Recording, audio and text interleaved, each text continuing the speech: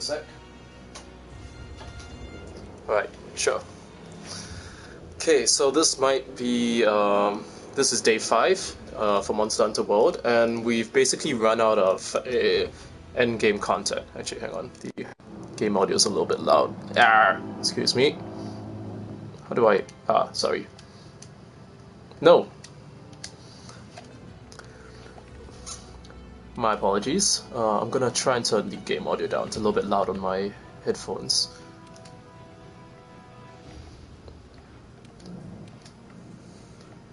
But yeah, we've kind of run out of endgame content. Hey, what's up?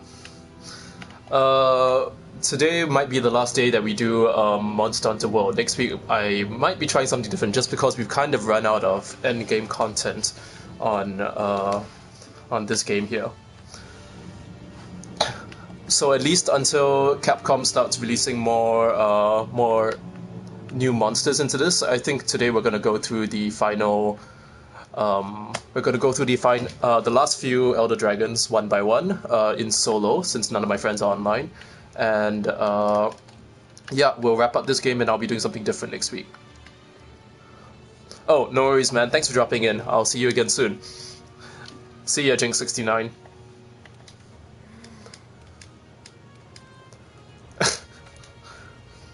Can't say I've ever done that before. Anyway, yeah, so let's go through first and foremost Nergigante. So Nergigante is the flagship weapon for this game, Monster Hunter World. Hey Paul, how's it going? Charlie's very good, thanks for dropping in. Oh yes, I'll be able to show you, well I think I've shown you the cat animation from before, so yeah, let's watch it in full.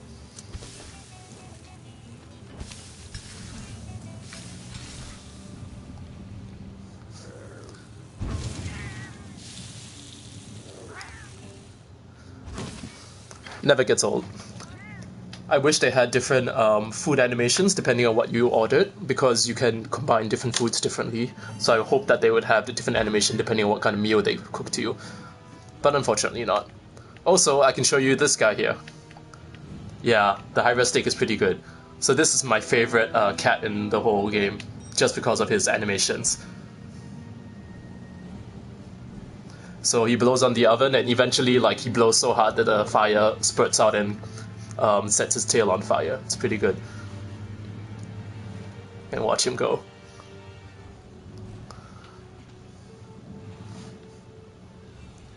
He just looks really satisfied with his work. I distinguish the cats here by their... there you go. Oh, that look right there is... It's too adorable. Anyway, I distinguish the cats here by the little scarf around their necks. The ones that work the kitchen always have red scarves, and the one that serves you the food always has a blue scarf. Anyway, that's... I'm in my barbarian Nergigante outfit. Yeah, he's really just doing his best. It's true. Anyway, so Nergigante, if you look at the Monster Hunter World front page, he's the giant spiky dragon on the front, and every Monster Hunter has a different flagship weapon. This is this game's one. So I was reading some of the design aspects for this dragon, and it was actually pretty interesting. Wait, Doug Jones. I was thinking of Alex Jones when you said Doug Jones, but I know that's not who you're talking about. Who's Doug Jones again? But yeah, so, Oh, I just realized I took the wrong... I took the wrong weapon to fight him, so I'm gonna come back after I put my lightsaber away. Pretty interesting thing about this, this weapon, you can see the little lightsaber design at the bottom, like that pink glowing stone. That changes depending on the element of bug, which is the white moth that I have on my hand. So different insects have different abilities, and depending on the ability that you choose for that one, the color of that changes. So if you're using poison, it becomes purple. If you're choosing blast, which is what I had, it becomes red. And if it's paralysis, it's yellow. Those are the mains I want known for. Oh, him! The guy who did So Doug Jones is the guy who did the is he the guy in the ghillie suit for, I forgot the fish guy's name in Hellboy. Oops. Okay, so Nergigante in this in the story for this game is the dragon hunter, so to speak. He shows up and has he always interferes with your fight while you're after the while you're going after the giant mountain dragon Zora Magdaros. So he will always show up in those missions and basically just ruin your day. Or he's meant to be interfering because actually that's his prey that you're going after. So for them, previously a lot of the Monster Hunter flagship Wyverns have always had like a strange, very fantastical ability. And for this one, they decided that they wanted a more down-to-earth, grounded design, so they made him more physical-based. They didn't give him any special powers, no insane flame breath or like thunder breath that goes like a million miles an hour and stuff like that. They just went with straight, we want him to be a very brutish, angry, like aggressive dragon.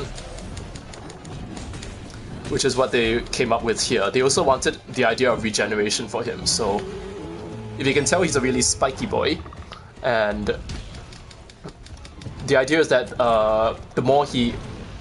the angrier he gets and the more he attacks, he grows more spikes, and the spikes grow to a point that when his attacks are so devastating that he breaks off his own spikes. You can see as I'm attacking him, his spikes are breaking off. So the regeneration aspect is really that he will regenerate his spikes as the fight goes on anyway. So there's really no loss for him to lose any of his spikes as he goes on. So yeah.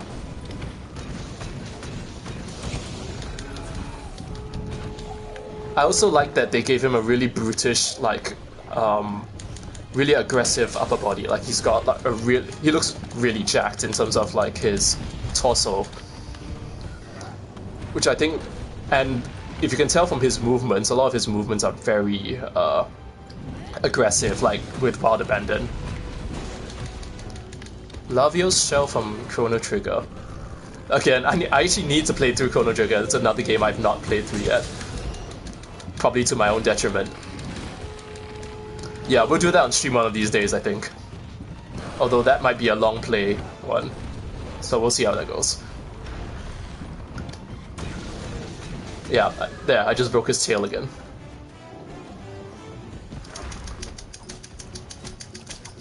He is very small.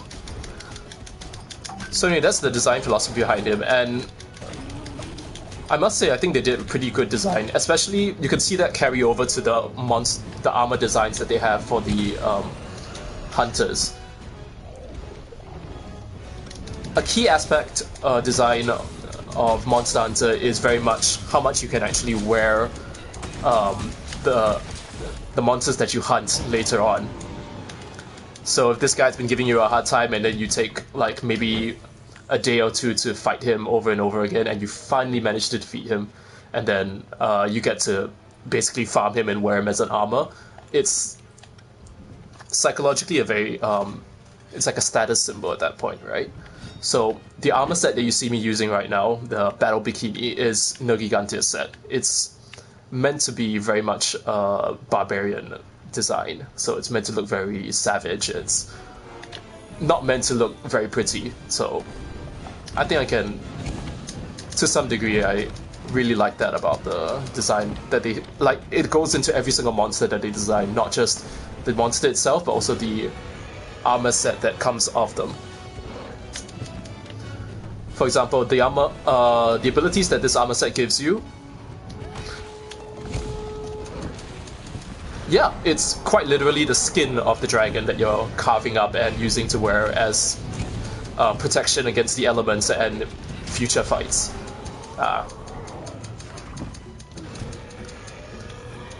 So the armor skills also impart skills, and the ones that Nergigante gives you are based around stamina, attacking, and being the aggressor. Like one of the skills is called Agitator, which you might see me trigger a few times here. It makes there we go. Skill Agitator is activated on the right there. It gives hunters more power the more if the monster gets angry. So in this case, he's entered what we call rage mode, where you can see he has like steam coming out of his mouth because he's just so angry that his body is heating up. This gives him increased speed and attack power and the like. So it's generally more dangerous to fight him, and occasionally some previous fights in the old Monster Hunter, you would just not engage a monster if he was in rage mode. Rajang was pretty notorious, which is this giant Dragon Ball Z type ape, basically. You wouldn't engage him when he was in rage mode because it was just too dangerous. Like you would waste too many resources. His attacks would be too fast to dodge a lot of the time, so you would just try your best to not engage him in rage mode.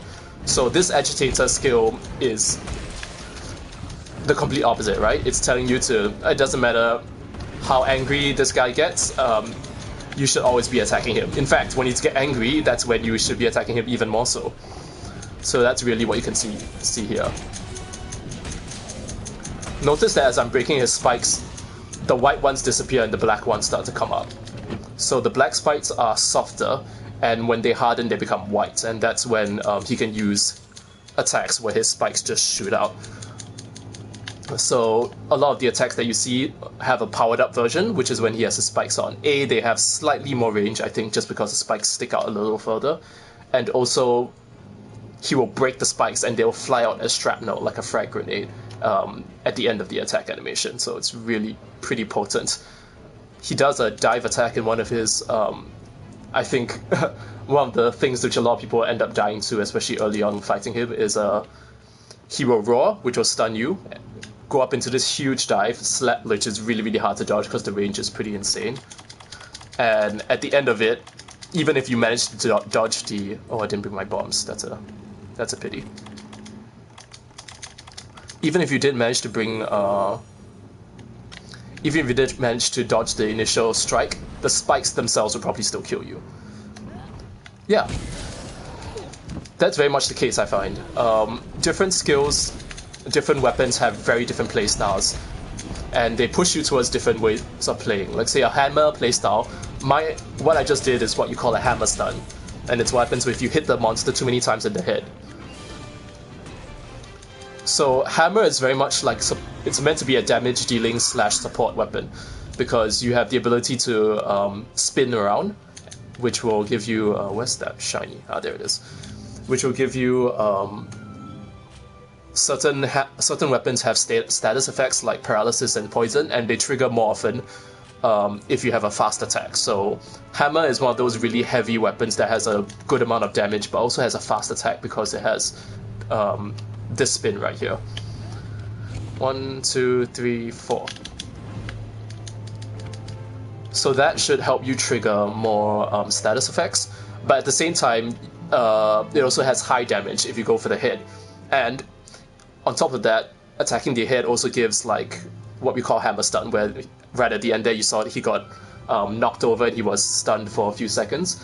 That opens it up to like more DPS from the rest of your party. So you're meant to be like a damage support role, and if you can't attack the head, you're not doing your job as a hammer particularly well. So that's the idea. Different weapons, like the sword and shield, is it's a very fast attacking weapon, but it's meant to be more DPS as well as status effects because of the fast attack pattern, and also mounting because it can jump into the air with much easier than other weapons apart from the insect glaive. So every single weapon in this game has different methods of play. You have the gunners, the light bow gun, and the heavy bow gun. Again, both of those are different. You have the bow, you have the bow and arrow. You have the heavier weapons like great sword, which are very good for like one. They're slow weapons, so the idea is that you keep out of distance as much as possible until an opening presents itself. You run in, you do your one powerful attack, and maybe 2 or 3 more, and then just before the monster gets up, you run away again. So more DPS focused. You have dual swords, which are very fast and mobile, but you have very little escape mechanics. And the fast attack pattern allows you to deal a lot more elemental damage. So you want to be paired up with a support role like Hammer, so that the Hammer can knock the monster down for you, and you can go in and burst out an insane amount of DPS. So yeah, how you choose to put your teams together, how you choose to play is, I would say, 80% of the fun in this game, really. Well, okay, 60%. The other 40% is really from the monsters and how they interact with the way that you play. Oh, barrel bumps. So that was No Gigante. Very much the idea again is that he's supposed to be the dragon hunter. In the game itself, he's hunting like the other elder dragons, and that's why he comes to this island that you're on, what they call the New World. We'll see if I have another dragon to go through here. Let's see. Investigations.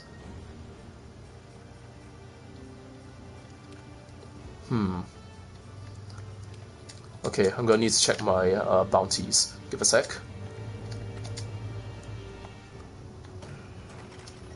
I think one of these days we might have you or Melvin, or maybe we might have a 2 or 3 person stream where we can have you guys try Monster Hunter on for the first time on stream. I think that might be interesting, Paul. Just because I think the discovery aspect of Monster Hunter is very rewarding. Like, it's literally like being dropped into this world and being told very little, but you can infer a lot of it because a lot of it makes sense. Like, oh, I gather herbs, and then the herbs turn into potions. This is how I regenerate my health. Oh, I found this bug. What does it do? It's like, there's a bitter bug, but there's a flash bug as well. A flash bug. Oh, okay, I see them flying around in the world, and if I hit them, there's a flash, and the other monsters get stunned and stuff like that. So very much exploring the world and learning new stuff about it, and learning how to use it to your advantage in order to fight some of these giant monsters, I think is very rewarding, and I like it a lot. I think it'll be interesting to see like a newcomer come into it. Alright, let's see. Do I have the other dragons?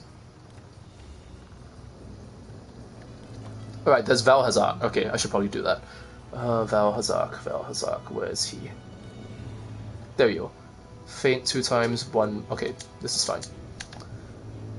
Alright, Val Hazak is the... he's the Dark Souls dragon. He is the dragon of doom and gloom and miasma and disease. If you look at him, well, you'll see later, he looks like a skeleton with like rotting flesh falling off of him. It's pretty... like, it looks like something out of Dark Souls. Let me see, where's my Effusian? Alright. Do I have... yeah, okay. Fortify, I don't need that. I don't need friendship. Who needs friendship? Nobody! Let's see. So these are jewels, and you get jewels in different quests that give you... each jewel has a different skill in it.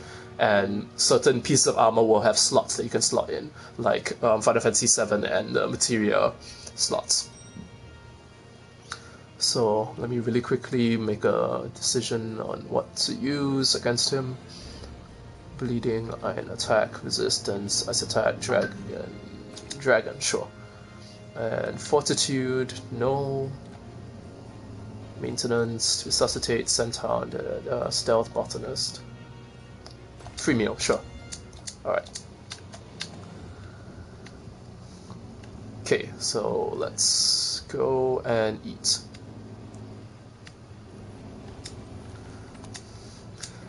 You can see that I just changed my leggings out, which is why they look so terrible now. It looks like I'm wearing... it looks like spandex next to the rest of my battle bikini armor, which is kind of... it's very thick in design, but it's also very thin in certain areas. Like the shoulders look really bulky, which makes my hunter look like bulkier and stronger than she normally is. But then you have these really sleek, slim like pants designs, and it just looks unbalanced, and I don't like it. Unfortunately, it has a skill that's very important for this fight, which is Effusian Resistance. So anyway, Val Hazak is the Death and Decay dragon, and I like that he's found in this particular area, which is called the Wastes. So I think you'll get to see it later, but a lot of the wastes are like there are I think 4 dedicated areas where the ground itself is just it's like piles and piles of dead bodies. Like it's the skeletons of old monsters and hunters alike just piling up onto each other, and the guts and decay have like formed a like this brownish, slightly reddish muck right at the bottom, and it must just by looking at it you can tell it probably smells great. And of course the Dragon of Decay himself is found here, so it's fitting. Also they have this brightly colored we call it the live stream just because it reminds us of Final Fantasy VII, which is where that term comes from, which is the spirit, the lifeblood of the earth. Ooh, there's a god bug. Oh, I think he's here. Is he here? No. But yeah, in this game, it's just straight acid. I don't know why the acid is luminescent, but it just is. Okay, so that right there, this is Valhazak. Looking nice and regal, but yeah, you can see he's like made up of basically decaying and rotting flesh. Yeah, let's ride him, why not?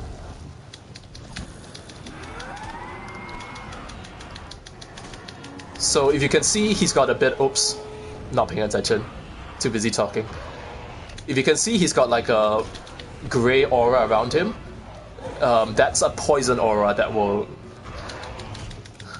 Yeah, that'll just cut your life. Well, it doesn't cut your life in half yet, but it is a poison that will just reduce your health. Like, the longer you fight him, then the closer you are to him. So the idea is that I've gotten resistance from the offals of the parents that you saw earlier, that will help reduce that. He also has an attack that halves your maximum HP. You'll see that later. I'll point it out when he does it. It's like a foul wind, basically.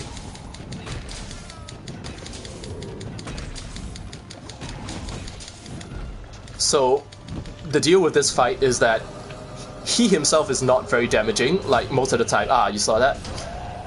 Whenever he sends out like a blast of wind right there, it'll half your HP, and you have to eat a berry in order to nullify the effects.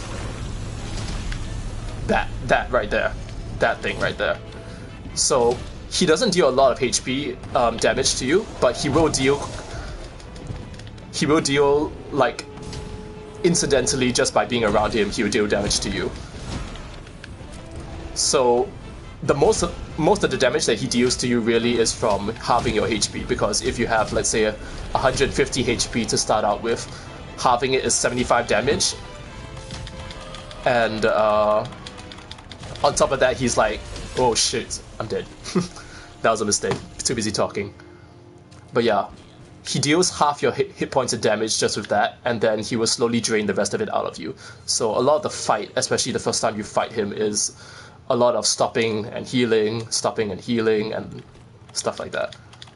Which makes the fight a little bit long and kind of annoying, but it's really a battle of attrition. Am I the toxic person in his life? Is that how the metaphor goes? But yeah,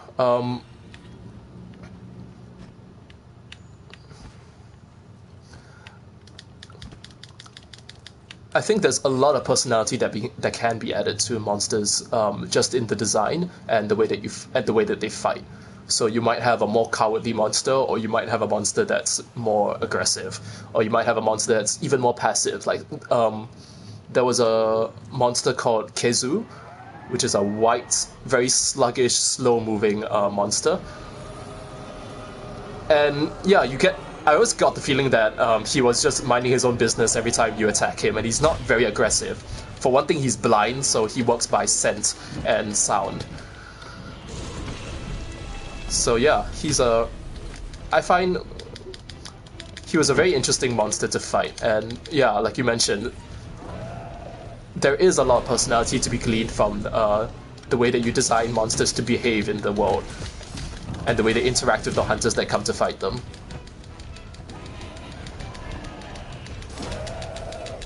I'm dazed. Ah. So if you get hit too many times by the monster, I think twice in quick succession, you will get dazed. Like you will be slightly concussed and you will be stuck there for a couple of seconds and open to attack. Which is, you know, when you've just got hit twice in a row and your HP is probably under half and the monster has a free hit on you, it's probably a bad idea. It's probably a bad thing. And more often than not, it ends in people dying.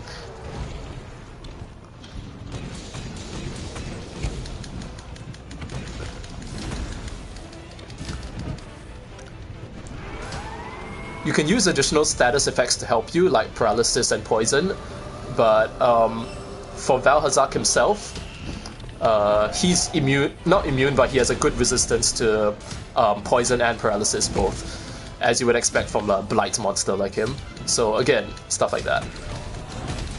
And you might find that certain monsters, which are quite annoying, if you exploit some of these status weaknesses, actually help make the fight easier. Just because they're inherently weak to those statuses, and they actually change the way the monster behaves when they're afflicted.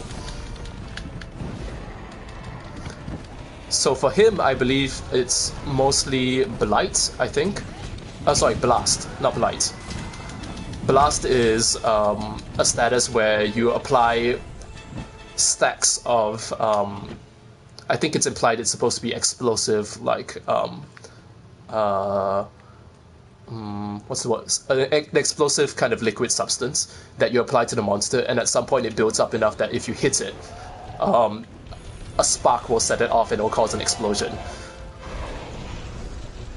So since you see that his body is pretty malleable and it will absorb a lot of liquids easily, like, he looks like a giant sponge, like, a bit, right? So I think that's the idea behind him being weak to that status, at least in my own headcanon. I am not using that right now, although my hammer actually has the ability to apply that. Oh, oof. Okay, that's the acid I was talking about. Anyway, my hammer actually has the option to go blast because it has a hidden status that I can unlock with a skill, but I've opted to not do that just for straight raw damage, which is better in, you know, it's good in all fights, right? Anyway, the acid, which I got knocked into earlier, it's actually very fast acting, so if you're not careful and you get stunned in the acid, which has happened to a couple of my friends on hunts, you can just die from the acid. Like, it will take a quarter of your life down if you're not careful.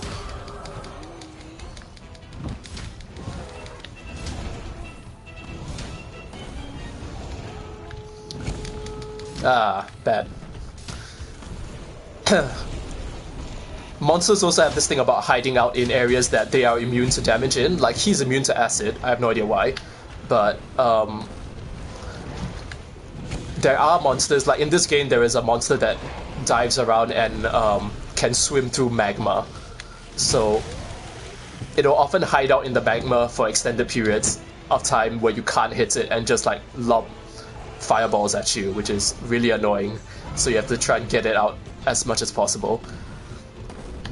Back in the day, it was just water, underwater, but now they've gotten a bit more creative. So Valhazak has his acid, Lava Sioth, which is the magma dragon, which I mentioned earlier, has the volcano area, and Plesioth, which is the OG version of this, was just a straight Leviathan fish-type dragon that hid out in the water and would like spray you with water like a super soaker, and you wouldn't be able to touch him while he was doing that. So you would just like sit there and do our best to like dodge everything until he decided to come out, it made it a really annoying fight, which is why the addition of the slinger in this game is so important. And here I am in the acid again. Probably not a good idea. Ah! So here in this game you have like the slinger, which is this thing right here. If I picked up stones, I have a slinger attached to my left arm that I'm able to utilize and just fire different types of ammo out of. The idea being that even if you're a melee person, if the monster is doing something annoying like flying around, you should be able to damage them and still contribute to the fight, as opposed to just sitting around and waiting, which is not very fun for most people. This is brand new to this game, which I think is really cool.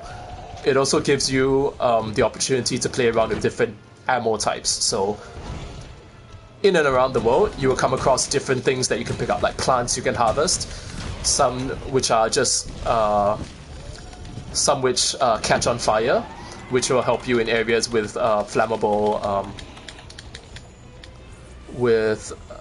gases in order to like get rid of them, or plants which have like blister pods which will burst when you fire them, giving you basically like a scatter round kind of thing. It's like a shotgun shell.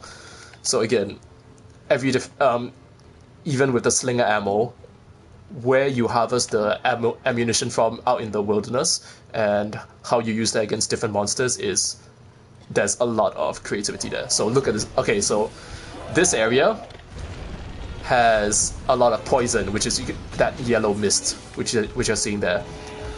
If I didn't have my resistance, it would just slowly chip away at your health, which is not what you want in a long projected like 20-minute fight with a monster. So there are two options of combating this that I know of right now. One is to put on a mantle. So a mantle is, I'll show you in a bit. It's like a raincoat you can put on for different effects. And also, the other way to do it is you have what you call slinger torches, which are flammable slinger rounds, which you pick up from different plants in this area.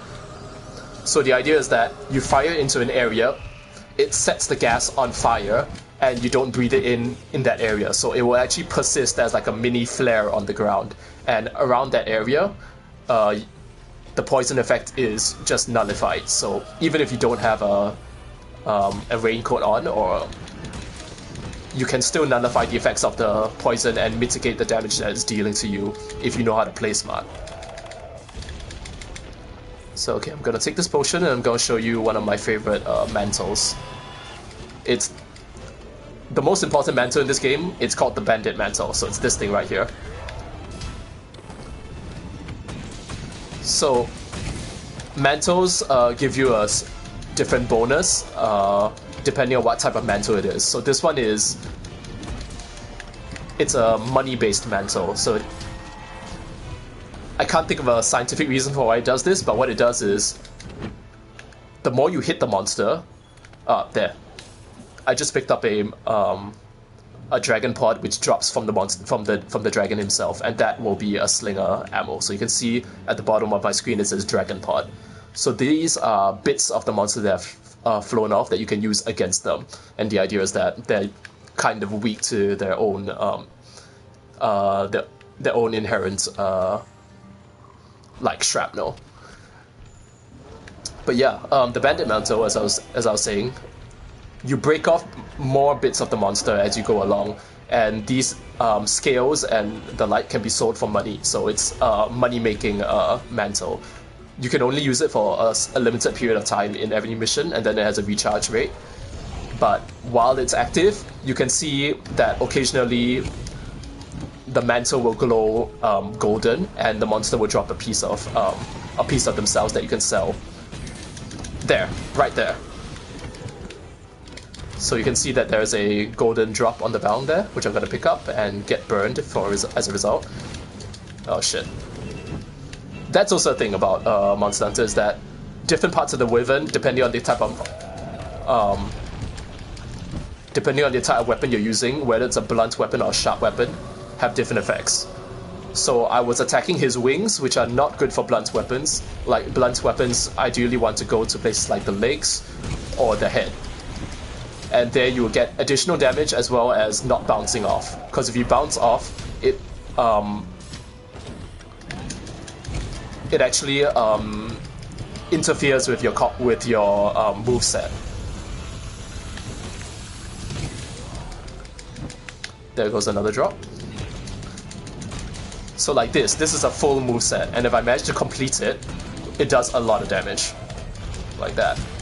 So that was 65, but if it hit a vital point like the hit, it would do like 200 or 300 damage. Oh shoot, I'm gonna kill myself. Actually, now's a good time for a max bot. Yeah, don't die, don't die.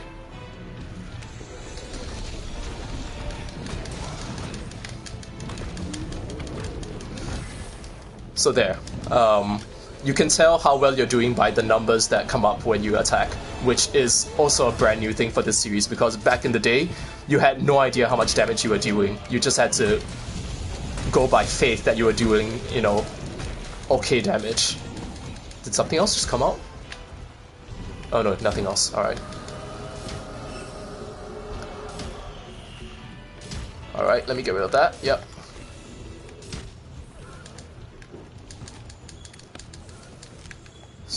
So again, back in the earlier iterations of Monster Hunter, you would just have to take it on faith that, or based on the attack graphics themselves, because there are certain like flares and sparks that fly when you hit monsters. Depending on the size of the blood splotch and stuff like that, you would know, okay, this is what my weapon does well at. This is the area I'm supposed to be hitting, versus an area which has a smaller effect, and you're like, okay, this is wrong. I shouldn't be hitting this area. So now they just made it simpler. Like they just have straight numbers, and the graphics and the colors that they use are much more obvious. So this is very much for newer players to key into the design aspects of the game. But yeah, it's something they've always done. It's just that now they've made it slightly more obvious.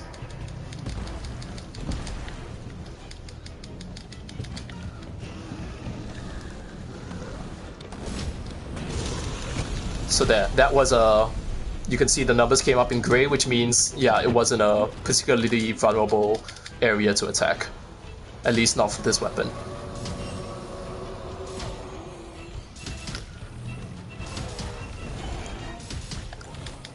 You can see that my my armor set is doing its best to mitigate damage that I'm taking, because it's small damage over time.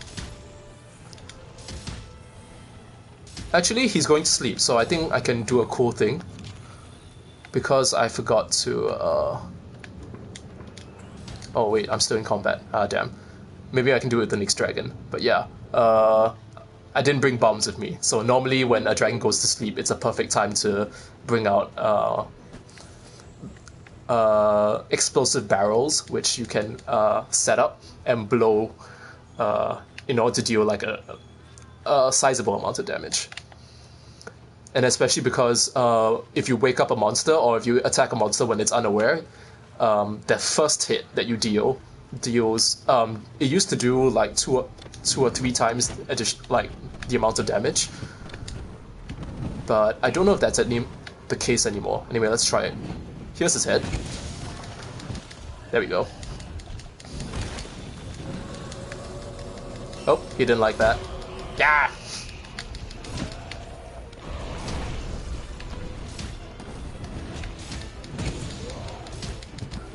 Okay, so that first hit was at the wrong area, and the second hit was at the right area, which is his belly. So his belly is kind of soft. Ooh. Okay, so that he was actually in the middle of jumping backwards, but I managed to deal a significant blow to him while he was in midair, and he dropped out of the air. This is also a thing in the game called flinching. So every part of the monster has a flinch threshold. Like if you deal maybe 600 damage to the belly, after you deal that 600 damage, he will stagger backwards. No matter what, if he's in the middle of like an attack animation, you can stumble him out of it by dealing that damage. This is a thing that you can exploit for like really, really cool shots where a monster's in the middle of like their most powerful attack, and then you throw like a rock into their belly. Oh, he got paralyzed. Nice. And that's it.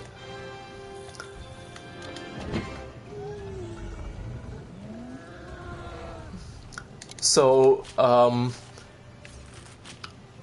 there were people who played the game to such a degree that they were able to tell, okay, if I use this weapon and attack the head this many times, it'll stun on, let's say, the 8th hit. So he would hit it like 7 times and set up this shot like a nice where the Wyvern does like a giant lunging attack, like his most powerful flying aerial maneuver, and he would hit that last 8th time and knock him out of it. So it would make like a really, really cool shot, because that kind of thing does happen normally in gameplay, but you never expect it. It's like a nice bonus that makes you feel like, oh wow, I managed to like hit him out of this move that normally would just kill me. So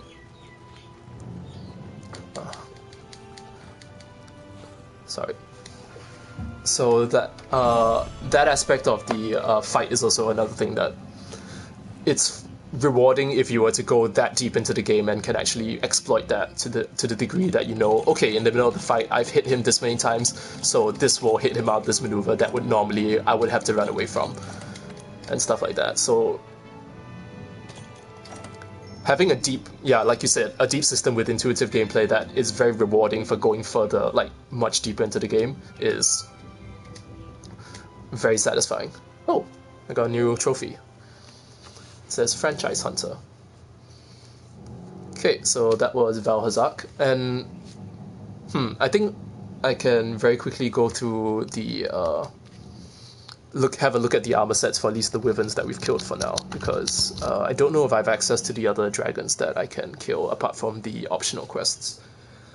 So Vaal Hazak himself has a very Dark Souls inspired outfit itself. It looks like it looks like the flesh that is hanging off of his body, which is what you're building out of it.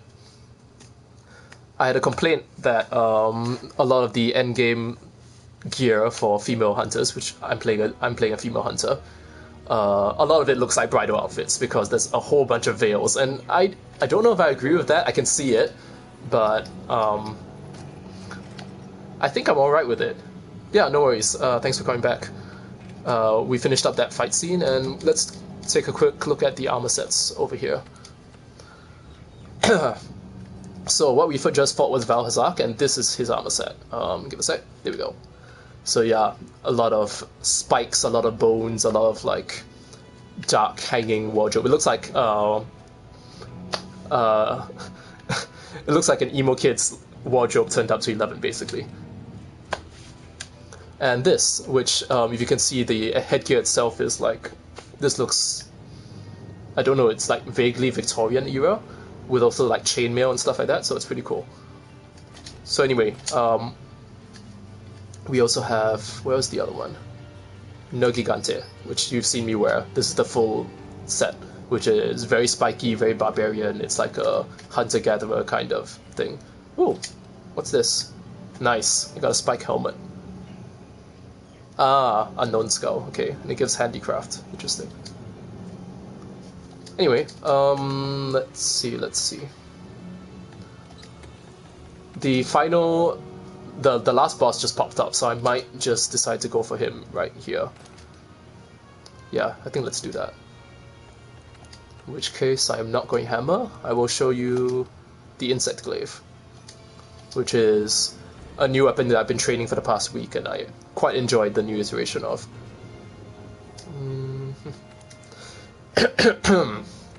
Sorry, I'm losing my voice a little bit here. No friendship. Let's see.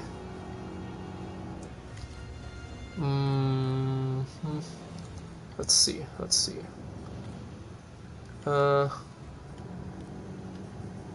Actually, I have nothing good here, so Fortify? Should I just go with, where's my fort? Oh, I can't use oh no, I can. Okay, there we go. Alright, let's go with that. So yeah, this is the lightsaber from before. If I were to change the yeah, I'm still feeling a little bit sick, and my workload, which I'm honestly a little bit behind on, is not been helping. So yeah, I've heard that he's bad to poison, so here I'm gonna equip a poison bug, which is purple, as you can see, and we're gonna fight the last boss in this game. Skipping ahead a little bit, but his quest doesn't come up all the time. Like it only shows up periodically. So take it while we can get it. Nope, not that. This one. Oh, wait, it's optional. Yeah, there it is. A light upon the river's gloom. So this is Xeno'jiiva and the last boss of this game, which I've already beaten.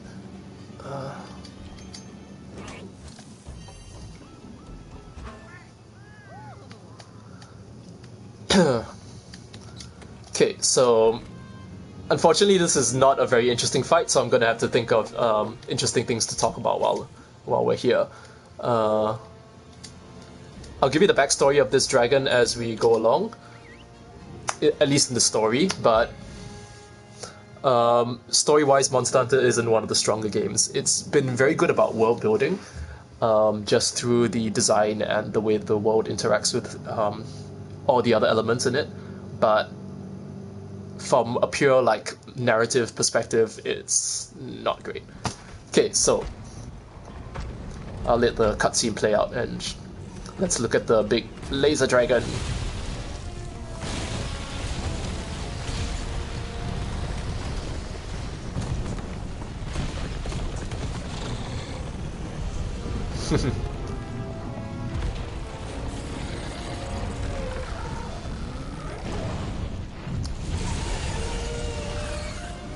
Yeah, last boss always gets a good cutscene.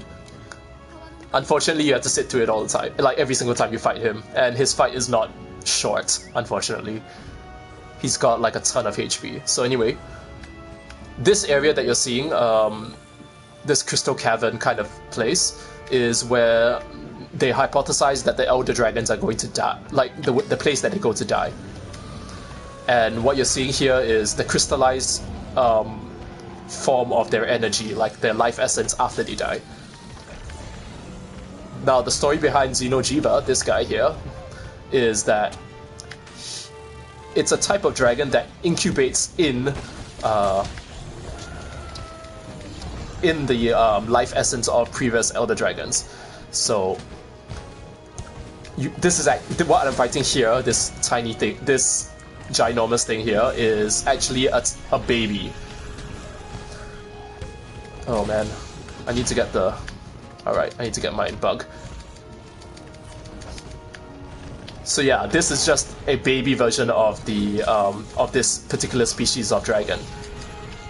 And the idea is that, yeah, he incubates inside the oh shoots. Inside the essence of previous dragons, and that's how he births and like stores power and comes out stronger. So in the actual cutscene in the story itself, he has just like risen out of the embryo state. Like he hatches inside this cavern here, and then you fight him fully formed out of the cocoon, essentially. So yeah, he's got a really cool design. He's like all big and blue with like lasers and 8 eyes, of which only 2 of them have pupils. So I don't know how that works, but okay, sure.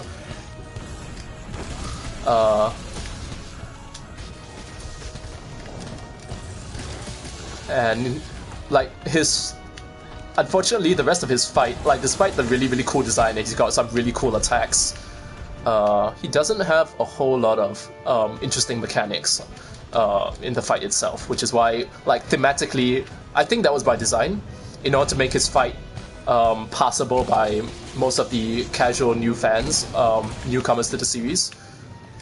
Oh yeah, he does really like Dr. Manhattan as a giant dragon. You know, although he had like the reality warping powers of Dr. Manhattan, I'm pretty sure this would be a very difficult fight.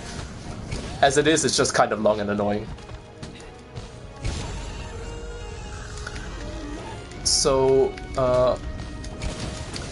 like I said, I'm sure it was by design that they made this fight easier and kind of not too complex, just so that you could beat, like, it's more of a spectacle fight more than it is, you know, like a really, really hard challenge. Because, again, it is such a long fight, you don't want people to have to play through this fight 20 times just to beat it. You want them to play through it maybe 3 or 4 times and then beat it.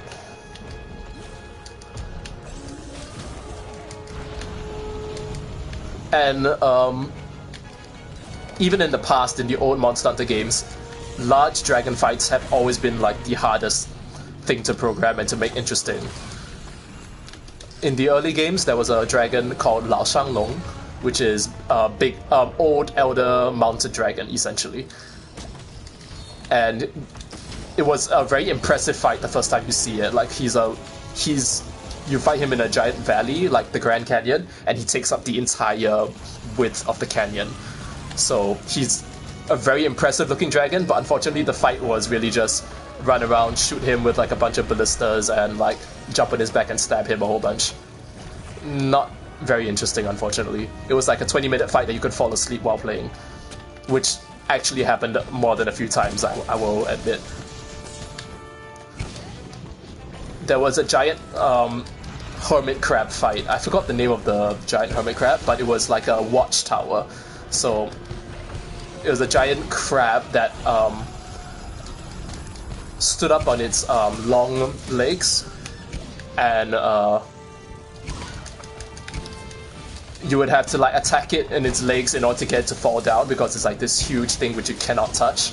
You can only like poke at its legs, and eventually it would fall down and you'd be able to attack its head.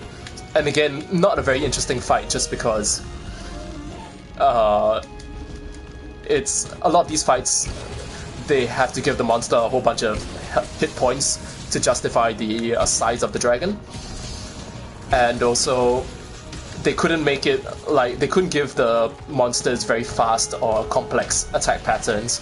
If not, the size of it would make it even more painful to attack and to beat in a fight. So yeah, unfortunately, this is a common problem with the series. The previous iteration was a giant, like skeletal serpent. I forget the name of. Like, I'm very bad at these giant monster fights because they're usually not very memorable. Apart from like the spectacle of it, you don't have to fight them a whole bunch of times, and you don't really want to, because again, it's not fun. It's not one of the more interesting hunts. So anyway, I think it was meant to be in canon like the world serpent. I think in is it Norse? I forget. It's a specific mythology which has like the world serpent, which gave birth to the earth and the sky. I think in canon it's supposed to be like the equivalent of that. Not in that it literally created the earth, but it's like the stand-in for that. It's what the myths were made out of. Like, so very cool dragon. It was huge. It's like the size of like a skyscraper, and you fought in this area that you had to like climb up it like Shadow of Colossus style, and attack it at its head, at its tail, and you had to dodge. Like, it also had like giant laser beams that it could shoot out of the sky, and it was very difficult to get a scale. Like, in order to carve the monster after you defeated it, you would have to run up and down the entire map, because it would be coiled all over this giant stone arena, which had different levels which you had to navigate. So you had to climb up and down just to be able to like get all the little bits and pieces of it. Oh yeah, we should probably do Shadows of the Colossus as well. We can maybe rush that along with what do you call that? What's the predecessor again? Ico. Yeah. Because from a narrative perspective, I think both of those games are very interesting. Anyway, I'm not concentrating on this fight at all because I'm just talking a whole bunch. Let's see. So yeah, I must say I really like the armor set that this guy gives you, because it looks like that, right? It's got that Tron kind of feel to it. I don't know what you call those, like glow lines. I'm pretty sure there has to be a name for them, but the only go-to reference I can think of is Tron. So anyway, maybe I can tell you a little bit about this weapon that I'm using. It's called the Insect Glaive. So I have It's a glaive, and I have an insect. And the idea is that I can use the glaive to control... Whoops. I can use that to control the insect. Which you can see I'm sending out to attack periodically. So a lot of the mechanics around this oh, he's staggered, nice. A lot of the mechanics around this weapon are... I think neon is like descriptive of the color itself, but like the thing about having glow lines, you know, like having glow lines around the thing to denote power and stuff like that, like power lines. I guess we just call them power lines, but yeah, I don't know if there's an actual term for them.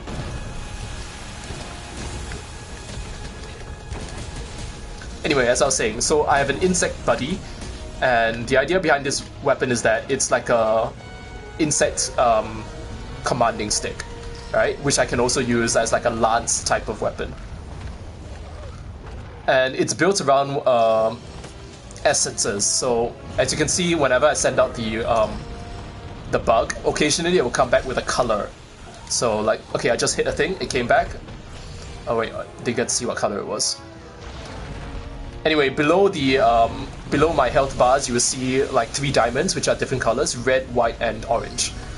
Those are different essences that you collect from monsters using your bug, and they will power you up in different ways.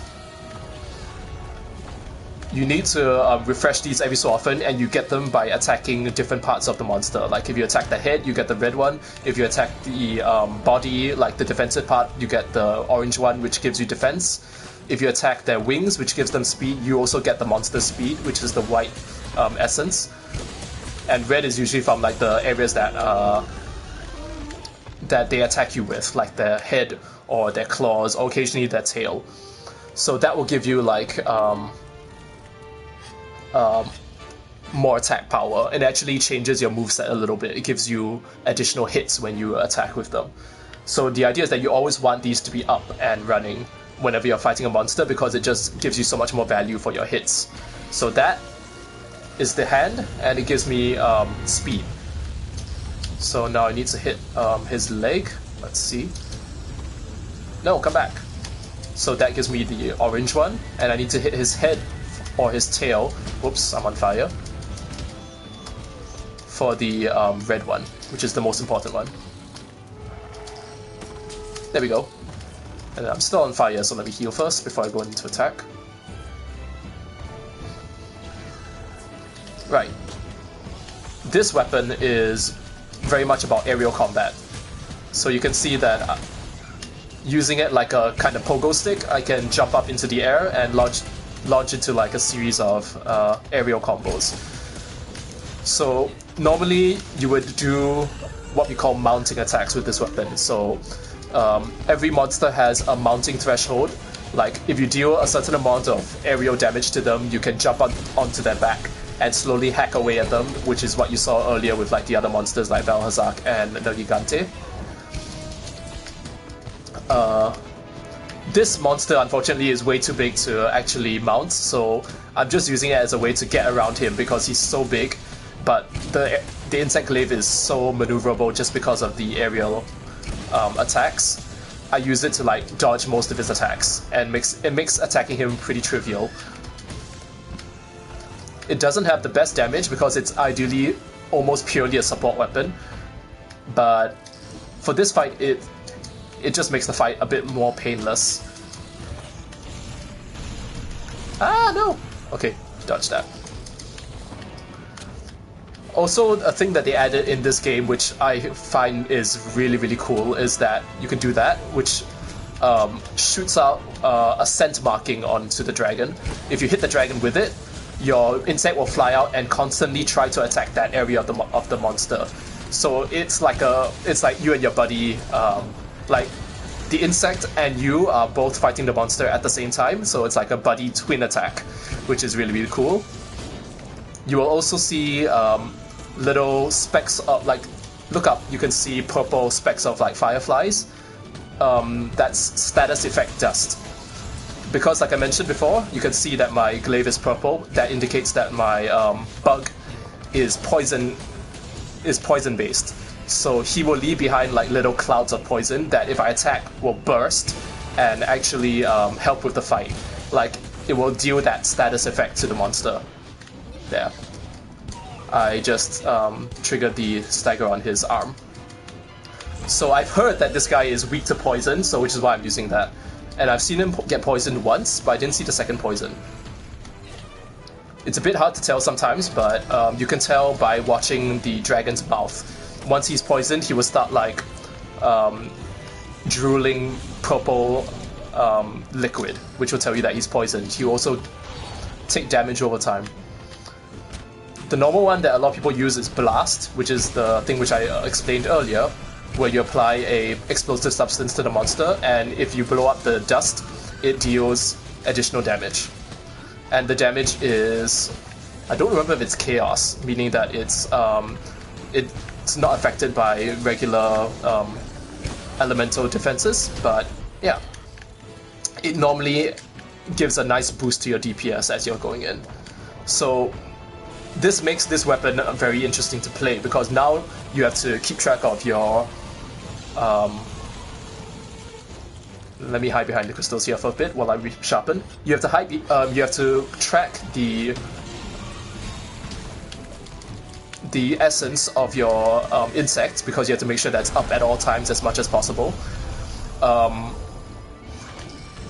And you also have to be aware of your insect, because your insect can't always be attacking. He has like a stamina bar, so when you choose to use your insect is going to be very relevant in your fights. So when do you send him out to attack, when do you not? See, I just ran out, like I sent him out to attack so that I could like start using his dust attack to my advantage, but I did not refresh my my statuses, so I'm gonna do that now. That's red, that's orange, now I need white. There we go. Okay, and now his now I'm free to send my buddy out to attack, and now I also have to keep track of where the where did I apply the scent marker to, and where the dust bowl, like the little dust clouds are actually appearing, so that I can attack them. If not, you don't get any value. For like if the insect is leaving the clouds up and you're not attacking them, you're just straight not getting value out of it. If you're in a team fight, your allies can burst them for you, which will help some. But yeah, so that's like 3 different things to track while you're still fighting this monster with whom you have to track their attacks, their attack patterns, what they're doing, what have you broken, what haven't you broken, what are they currently doing. You have to manage your health. You have to watch out for things like that. So yeah, it's a very... Oh shoot, I might just die here. Okay, luckily I didn't. But yeah, it's a very complicated weapon to use, but it's very rewarding.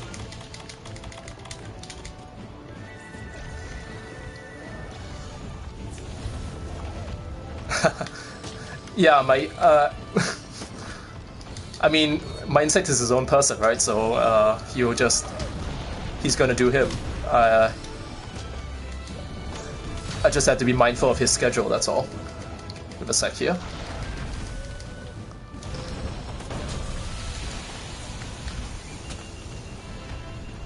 Did I hit him?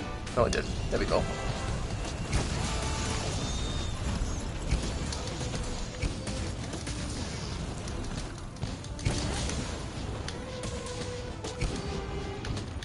Ah.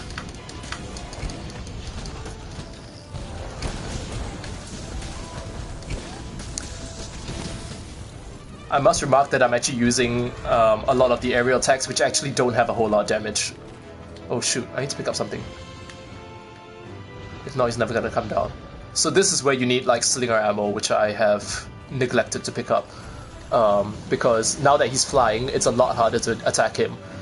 Especially if I was using anything not except an insect glaive. Is he poisoned? Is that why? Yeah, he's poisoned. That's why he's taking that damage. Also, I'm on fire, so when you're on fire, you have to roll it to put the fire out. They don't always tell you that. I think in most games they would never tell you that, and you had to find out by trial and error. Okay, he's down. Shoot. Ah! Painful, painful, painful. So yeah.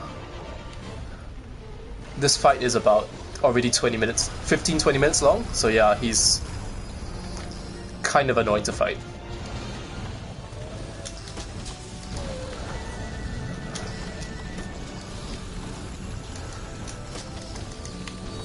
There we go. If I have an opportunity to use the ground attacks, I actually can deal more damage to him, but I just find using the... Oh, another part broke. Using the aerial attacks to be more satisfying when fighting him. Come down, you! There we go.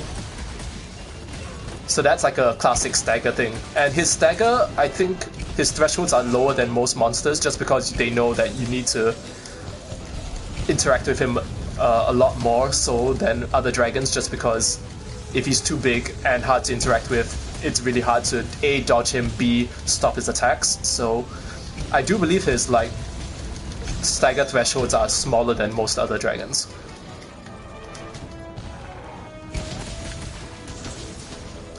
Ha! So yeah, the aerial combos are sorry, the ground combos are much more damaging, but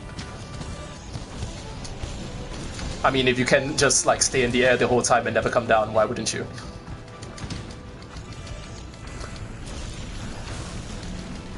It's kind of the classic D&D thing as well about like how to program dragons, because most cases whenever you're in a D&D campaign with a really smart, intelligent dragon that's battling a bunch of explorers who, you know, some of the best and the most amount of damage they can deal is through melee attacks because your fighter is melee focused. There is an argument to be made for the dragon never coming into melee range of you. He would just fly around and just circle your party for like miles and miles until he can throw his fireball and just throw fireballs at the party and kill you. Luckily the dragons here don't have that kind of intelligence, so you don't have to make that justification, but yeah. It's kind of a similar thing. If you can just fly in the air and avoid most of the damage that comes from being on the ground, why wouldn't you?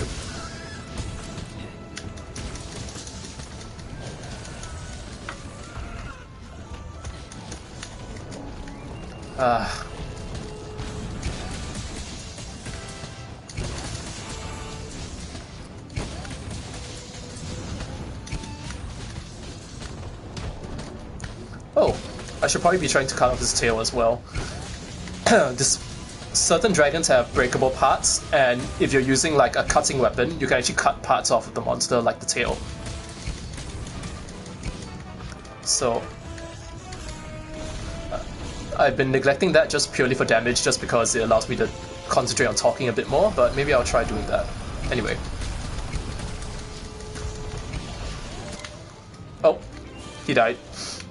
Too late. But yeah, I think with the next dragon I might try and do that. Barrr.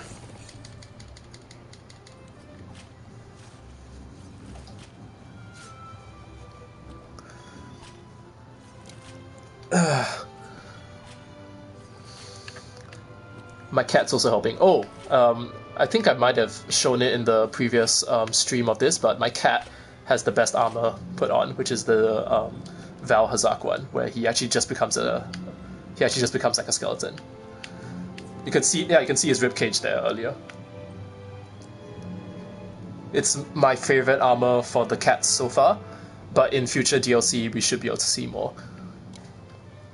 There is a Street Fighter V DLC right now where you can get an armor set that looks like Ryu from the Street Fighter series, but it's only available if you have Street Fighter V save data, meaning that you actually own the game, which I do not, and I will not be buying that just for this game, so no.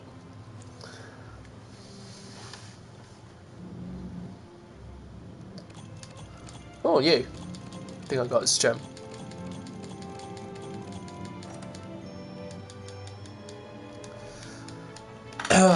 Alright. So after this boss fight, like prior to this, there were two other dragons. One is called Teostra, which is a giant fire dragon, and the other one is Kushala, which is a giant wind dragon. After you've cleared those two dragons and then you fight Xeno'jiiva, basically isn't much else to this game apart from powered up versions of the regular dragons that you fought before, which are just called tempered monsters. So tempered dragons just have, I don't think they have more HP, but they have a lot more damage, and they might have slightly faster attack patterns. In the old games of Monster Hunter, in order to just get more mileage out of the creature designs that they already had and to save data, like to save space on the disk drive, you would have different colored versions of different monsters. So you would have like Rathalos is a red dragon, like the flagship wyvern of the original series and the series in general. He's red, and there would be a blue variant called Azure Rathalos, and then there would be a different variant called Silver Rathalos, and all of them would have, like, maybe they would just, for each different variant, they would change the movement pattern of each. For example, Azure Rathalos was known to fly a lot. Like, the normal Rathalos would be more ground-based, and the Azure Rathalos would be more aerial-based. Like, he would just have more or less the same moveset, but tend to fly a lot more and use his aerial attacks more often. And then for Silver Rathalos, they just gave him like more armor, so it would be a lot harder to attack him because most of your weapons would just bounce off of him. And they would also give him like more health and more damage and the like. So using more or less the same creature design, they could wring more value out of that, just by changing the behavior patterns as well as the color of the monster to denote different versions. They haven't really done that apart from putting in the two most iconic variants, which is Azure Rathalos and Pink Rathian, which are the color swap versions of the original two male and female wyverns from the series. We should be seeing more of these variants pop up over time as they release more DLC, but for now they haven't really put a whole lot of that into this game, sadly. What am I doing? Alright. Okay, so I'm a little bit behind in my work, so I might just do one more quest and then call it for today. Let's see, what do I have? So this is a tempered quest where you would see like a purple outline around the monster, and the rewards are also in purple. This is how you get access to the late game content, which is like your rarer decorations and the like. But yeah, not particularly interesting, I think. Ooh, Basilgeuse. Nah, it's not to fight Basilgeuse. Let's see. Oh, actually there is one more aspect of this game which I've yet to cover in any of the streams, which I think might be good to cover here. But let's see if I have any of the two remaining Elder Dragons to put up, which is Kushala Daora and Teostra.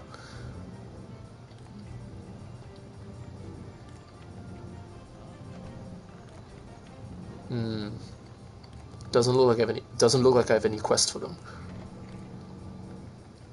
Alright, that's fine. Okay.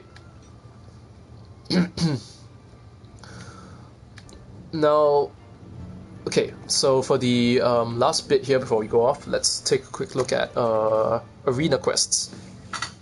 So, how else do you like get mileage out of your monsters, apart from like just putting them in their natural habitat and having you hunt them down like some big game hunter, is to put the monsters in an arena and to give very specific loadouts to your hunters, saying that, okay, this is like a gladiator arena. You are going to be fighting this many wyverns, and you're going to be using this specific armor set. So using that, you have to, because your character themselves have no inherent like leveling up system. There's no way to change your strength attribute or your health and the like. The only thing that does that is food and armor sets. And so if they give you a very specific loadout and they limit you to not eating, they can give you fights under controlled circumstances, and what they'll do is that they say, okay, you fight this many monsters in an arena, they won't be running around to different areas, which sometimes you have to do, you have to chase after monsters in different areas. but instead you will see how fast you can kill this monster. So that's the arena quests. So I've done a few of these already, but I can show you. Yeah, like you said, EV evolution. So let's take a look at one of these EV evolutions right now, which is Azeroth. This here is also the Gathering Hub, which is, I think, what Capcom wanted most of the players to interact and play around in, because you can do things like arm wrestle and do gestures in order to dance and interact with your friends in this area. They didn't implement it correctly. Because you have to go through an additional loading screen, they don't throw you into this area by default if you're in a party. So nobody uses this area except for arenas, unfortunately. Okay, so this is what I'm talking about with arena quests. They give you only 5 options to choose from. Sword and Shield with this set, Dual Sword with this set, a Hammer with this set, Hunting Horn, Hunting Horn with this set, or a Bow with this set. So each one will, you can see, okay, let's see. With the Sword and Shield, I have Guard 5, Water Attack level 4, Mark Resistance, Constitution, and Aquatic Expert. With Dual Sword, I have this. Evade Extender, Marathon Runner, Speed Sharpening, Poison Attack, Crit Draw, and Jump Master, which is all pretty good. I also have, for Hammer, I have Bludgeoning, Heroics, Attack Boost, Dragon Resistance, Crit Draw, Slugger, Tremor Resistance, and Stamina Surge. Okay. It should also be noted they also give you a set number of items, which you can see here. So different loadouts will have different sets of armors. A different set of items you can choose from. So the idea is that it's like a puzzle for you to solve as a hunter. Like, okay, I have these items, I'm supposed to use it this way. I do this first, and then I do this, and then I do this. Maybe I'll try and show what that means. So I notice I have paralysis knives and bombs. So I have a feeling that's a good way to get started with this quest, Azir. Also, because Azir tends to fly a lot, I'm going to need some way to interact with him while he's in the air. So let's see. Do I have any... I mean, I can save the paralysis knives until he flies. I also have bounce bombs, which are bombs which fly up into the air. So let's try this. Also because I'm a main hammer user, so this is more comfortable to me. If not, I have to learn how to use dual swords or hunting horn, which is not ideal. I do know how to use sword and shield, but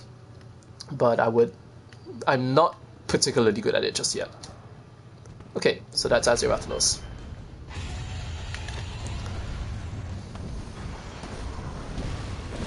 And the first thing he does is fly up. Yeah, of course. How we normally deal with this is to bring flash bombs or flash bugs in order to flash bang him and drop him out of the air because he can't fly when he's blinded. That is not the case here, unfortunately. Can't do that.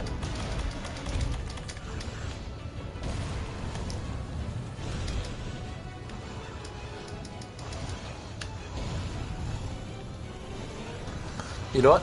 I'm gonna lure him to this area here. Using terrain to your advantage is very important in Monster Hunter. So for me, I know that the hammer attack on slopes like this is very strong. So I'm gonna try and utilize that. Like that. Ah, no.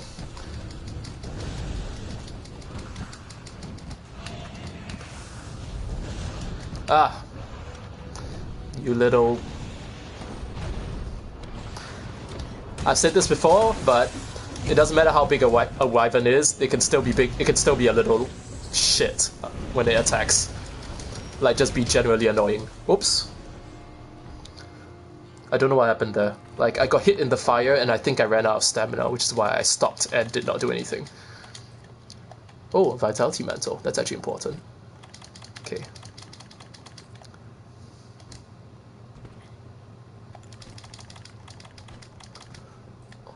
Also, I didn't eat, although I don't remember if actually eating helps with arena quests. I'm pretty sure it still drops your HP down. So, I'm pretty sure I'm not mistaken there, but anyway, let's try it out. That's a mounting attack. So now I'm up. And I have to watch what the monster does, because let's say for this one, he's about to slam his head into the wall, which is where I was. So there are two things you can do. You can either jump to a different part of the monster's body, or you can just brace, which is where you hold on to the monster really hard. You have to employ different ones based on which attack the monster is going for to try and buck you off. That's not what I wanted to go.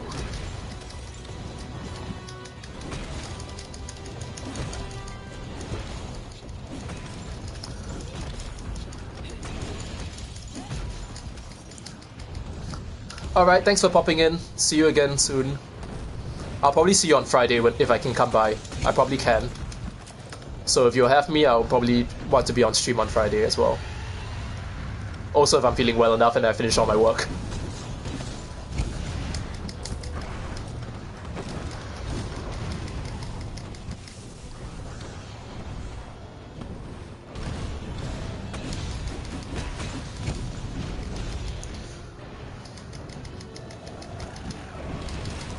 Okay, now's the time for me to maybe try this paralysis knife thing. 1, 2, 3. Did I hit that one even? I didn't see it. There we go.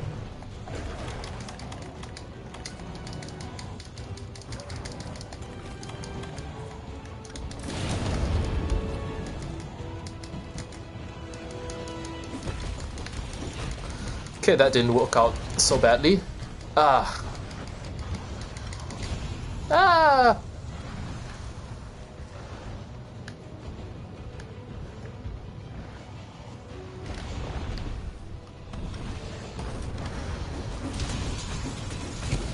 I was half expecting that fireball to hit me in midair.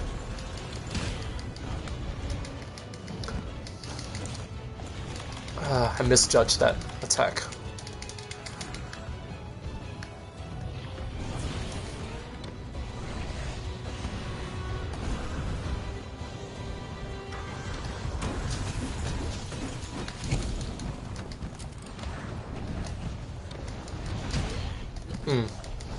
Yeah, that's not good.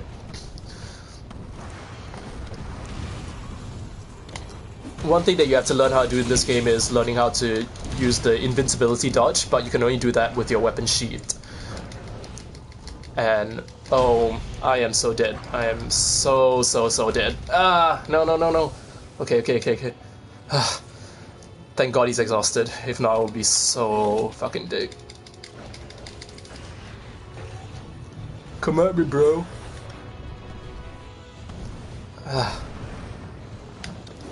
Up and away. All right. Yeah. I haven't taken off my vitality cloak, but I haven't found the opportunity to do that yet. I did not hit that last attack, which is a very big mistake to make. The sliding attacks in this game are very seriously overpowered because it, I think it violates a lot. There was a specific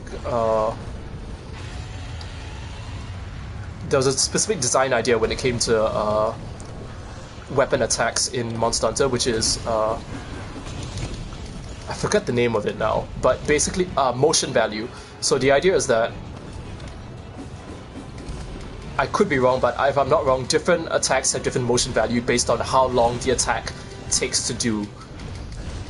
Wow, he's going ham. So these spinning attacks, for example, the sliding attacks, where the do I not have antidotes? There they are. I wasn't watching my stamina. Anyway, as I was saying, the idea is that the longer the attack takes to do, like the more wind up there is. Like if you have a great sword and it takes you like a second and a half to execute the attack, it should be more powerful than a sword and shield, which takes 0.2 seconds for the first attack to activate. So it will always deal a base percentage of your attack power based on how slow or fast the weapon is. So slower weapons will have a higher motion value and therefore deal more damage per attack, and faster weapons will have a smaller motion value and deal less damage per attack. But yeah, but you should be able to deal roughly the same amount of damage with each weapon.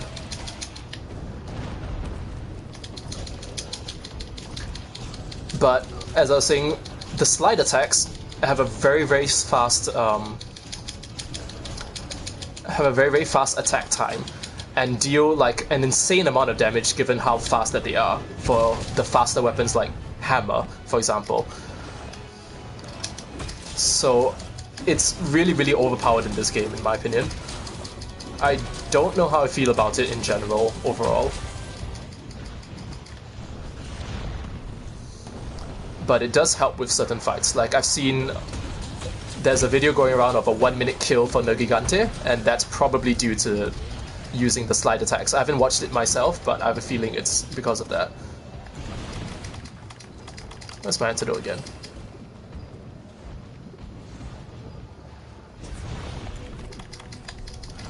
Sorry.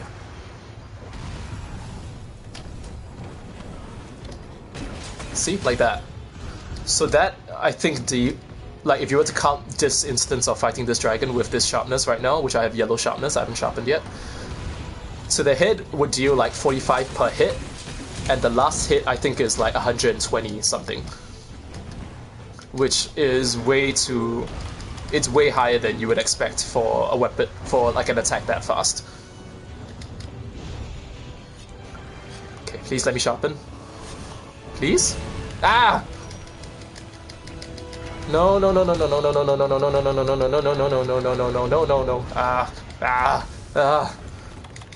Okay, he didn't let me finish sharpening. And I don't have flash bombs to like get him out of the way. Okay, you know what? Who needs sharpness? I'm a hammer. Who sharpens a hammer anyway? That doesn't make any sense.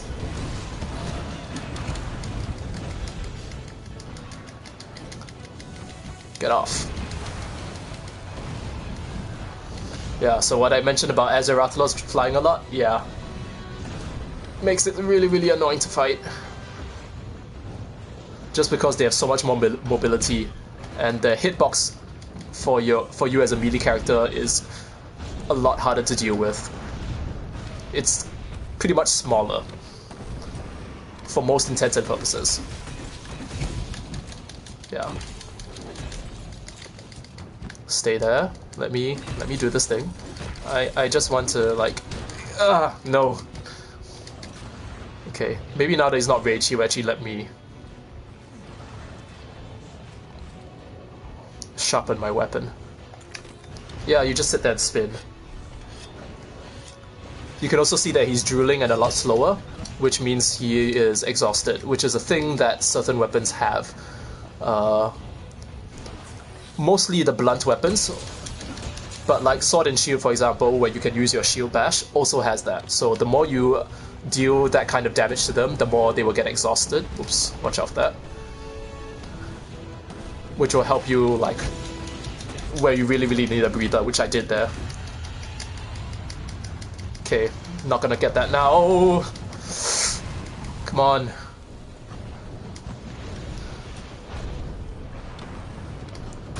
My track record with like high mobility monsters is pretty bad.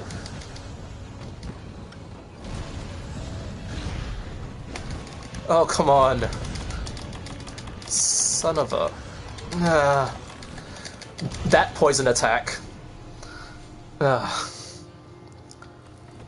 poison attack is the worst. The poison claw attack when he's in midair, because it stuns, it poisons, so while you're stunned, you're also getting poisoned and your life is ticking down and he has a free hit on you.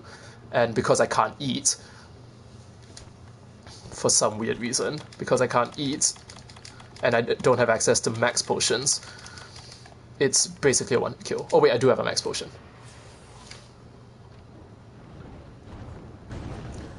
I've been playing it wrong this whole time.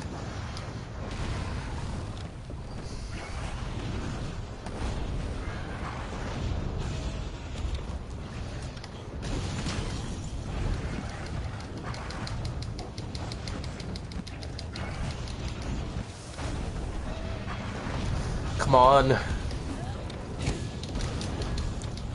Okay, that's the only thing about sliding attacks, which is that you actually have to get fully into the sliding animation like that in order for it to trigger.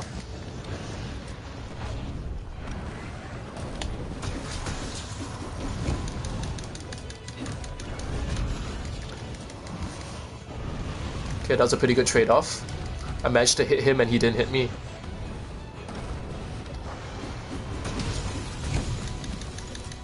Two and up. Alright. I still haven't broken his head, which is probably a bad thing on my part. Or have I? It's a bit hard to see with all the ice graphics.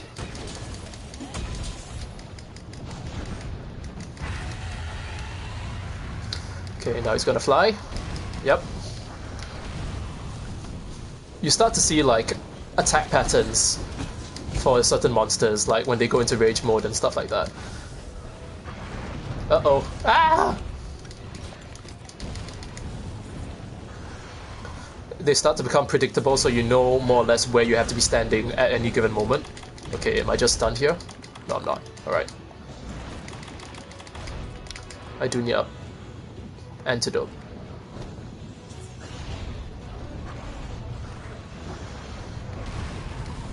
Come on.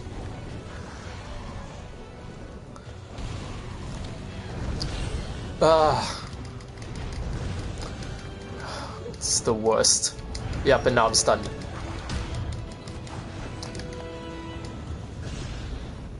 Don't kill me. Oh,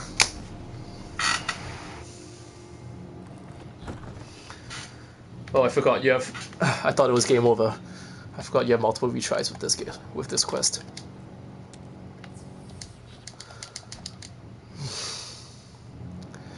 Yeah, this is not a good showing for me at all.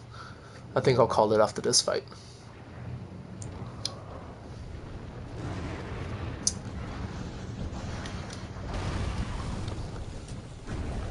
Come on down.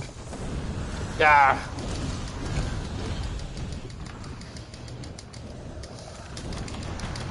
You're just gonna poison claw me to death.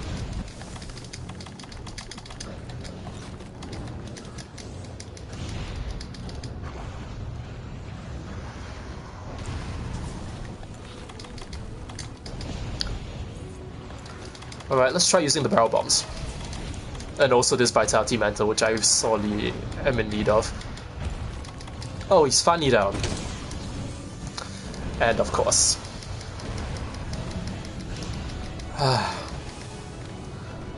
It's always too good to be true.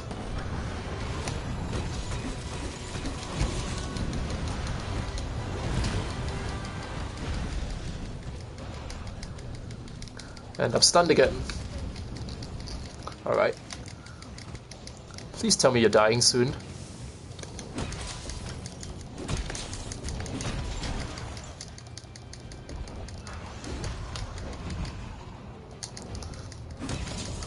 That's like the most innocuous attack you can do, which is the fireball.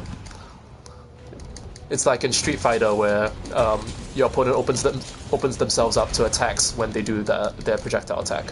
Why didn't I complete that combo? Come on. Get out, get out, get out. This is the opportune moment to be attacking him because he's exhausted.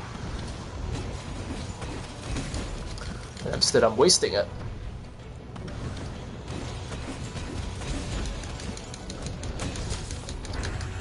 Alright. Okay, let's try the... Oh, there's a Mega Bounce Barrel Bomb. Okay, let's try that. So the way these things work, they're like firecrackers. You light them and they fly straight up from wherever you set them. So, I mean, it's going to be a little bit difficult with him flying around like that, but if he keeps still, I might be able to hit him with this. Also, if the wind press didn't stop knocking me back. Come on. God damn it. Let's go. Like that. So that's 36 damage, not enough to knock him out yet. Man, he's not letting up. Whoa! Got a nice slow-mo with that jump. No, no, no, no! God damn it.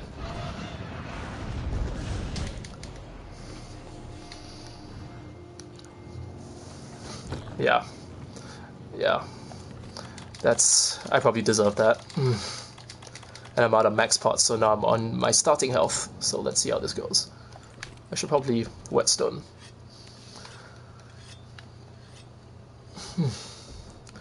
Yeah, if you don't have like the equipment to fight the monsters that you really need, like say for Rathalos or his ilk, who would just fly a whole bunch, like Kushala. Hey, what's up, man? Yeah, if you really want to have flash bombs, but with this particular loadout that the arena has given me, it's not the case. So my usual go-to and what I really think is the most effective way to fight him is really denied to me, which makes it really, really annoying.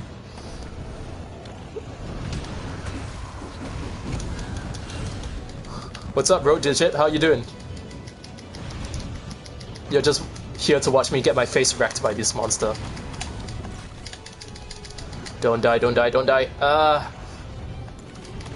Did I run out of max pots already? Yeah, I sure did.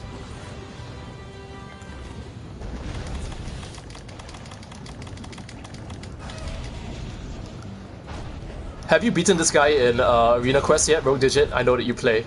Oh, welcome back, Jinx69. I'm getting my ass handed to me by this Azure Rathalos.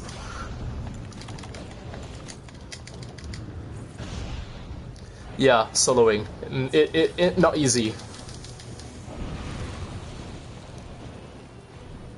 Also because I don't have any flash bugs. They don't give you flash bugs for this damn mission.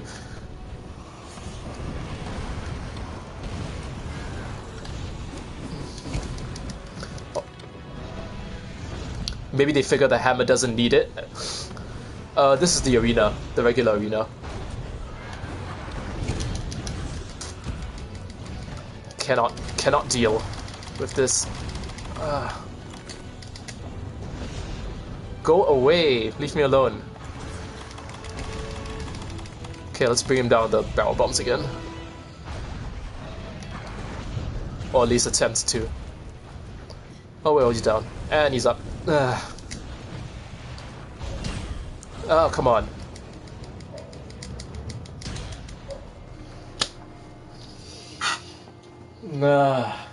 Oh, it's really... Oh, it's standard for 2 players? I had no idea. Okay, so probably this is not the best decision I made today. Yeah. I'll be seeing a movie later tonight, so I'll probably only be on at around 10 o'clock-ish. Yeah, you can find me on then. We can try this. I did a couple of these quests with Melvin, whom I think you met the first time you played Xeno'jiivo with me and my friends.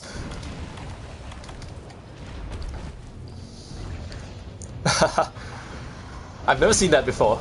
So if you run out of stamina on the hill, your character just rolls around.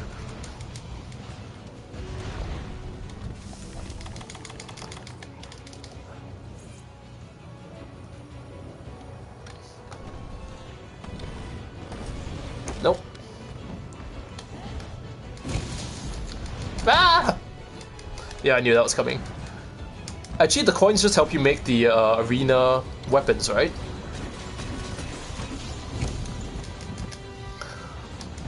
I took a look at the arena weapons, and like the hammer one is interesting to me just because it's paralysis, and I like that. Oh shit, I'm dizzy. Ah! But yeah, I don't know about the other. Oh, arena bow. What does the arena bow have?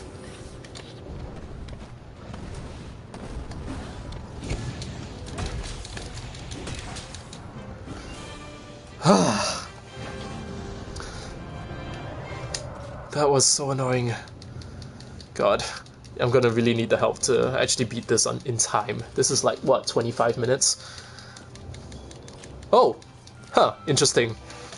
So it's like the way that I look at the arena weapons is that they're mainly themed around support, which is what they're good for.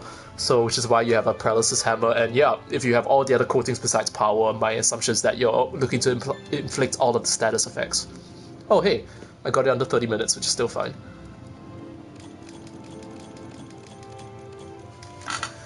Oh, okay. And yeah, it wasn't even that big as your Rathalos, it was actually kind of small. Like certain wyverns, like the bigger they are, the easier they are to deal with, and some of them it's actually harder the bigger they are. It really depends on the kind of fighting style that they use.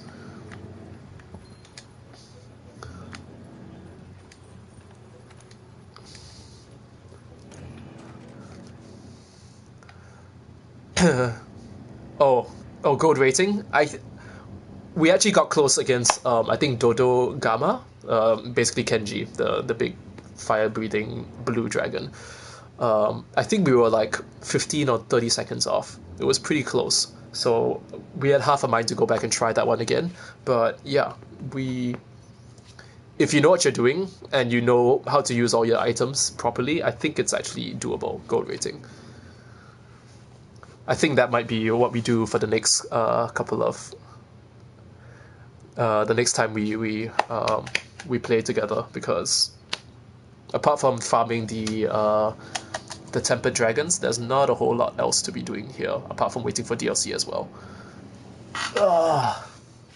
Okay.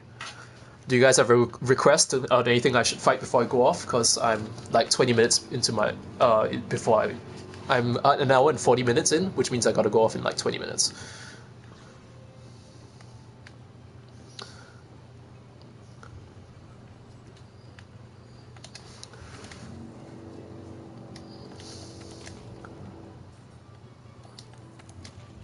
I could just do like a single.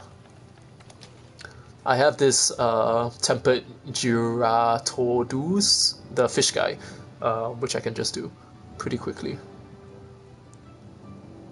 Oh, that's a good idea, Rogue Digit. That's a really good idea. You know what? I'm gonna do that. I'm gonna do that. I might just bring a helmet. I think I'll bring the skull helmet or the pelican helm. I think the pelican helm is pretty good. I haven't made it yet, so I gotta do that now. Okay, let's go help some people. What other weird helms they had? They used to have the Bullfango mask. I don't know if you remember that, Justin. Uh,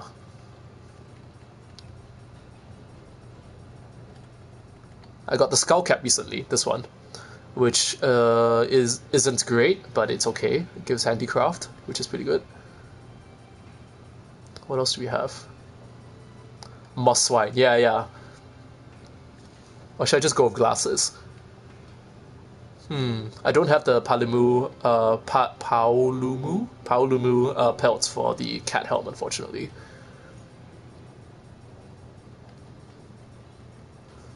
Is there another alternative? Shamos. Shamos isn't great. Mosswine. Yeah, let's go with the Mosswine mask. I like that. Yes, yes. Oh wait, no, I meant to equip it. It's okay. This will be a unique armor set. All right. Mosswine mask. Take this off. Take that off. Oops, nope. Oh, no.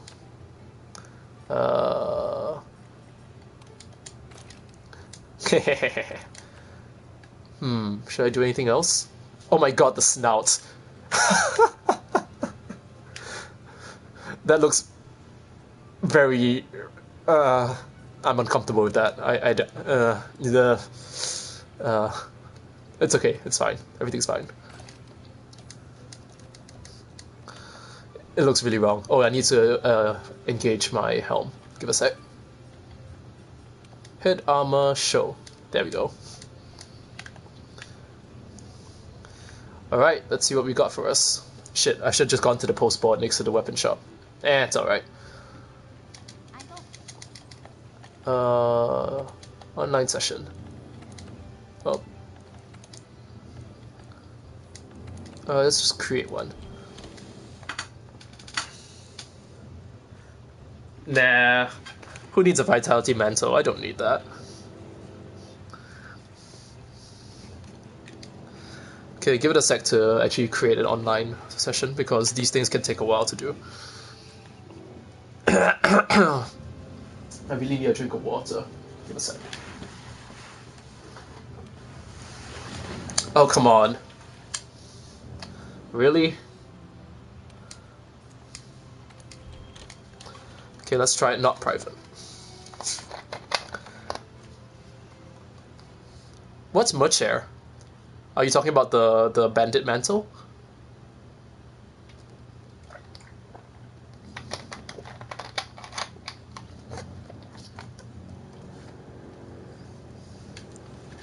Merch chair. Don't know what you mean by that.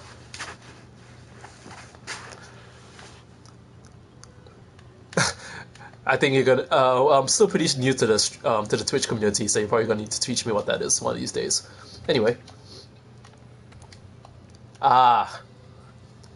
No, I can't see emotes on PS4. Sorry, I need to get a capture card so I can actually stream to my. I can send the audio and visual data to my computer so I can actually do other stuff with the Twitch layout. Because right now this one is the default PS4 one, which is fine. But yeah, I.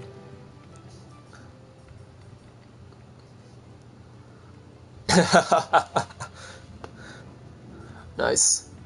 Okay. Yeah, sure, anything. Let's just take a look, see what there is. Assigned quests? Sure. Zora's not interesting. We have a Legiana here. Yeah, sure, why not? 11 minutes ago, so it seems like they're having trouble. So we can just go in and leech off of them.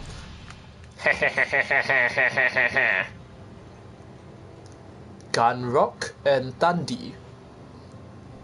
They sound vaguely Indian. I don't know why.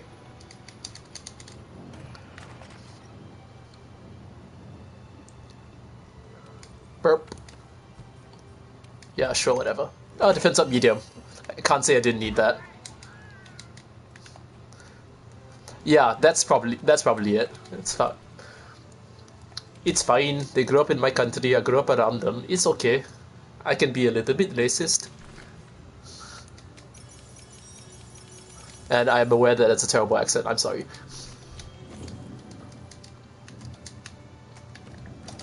Go. This will be good. This will be fun.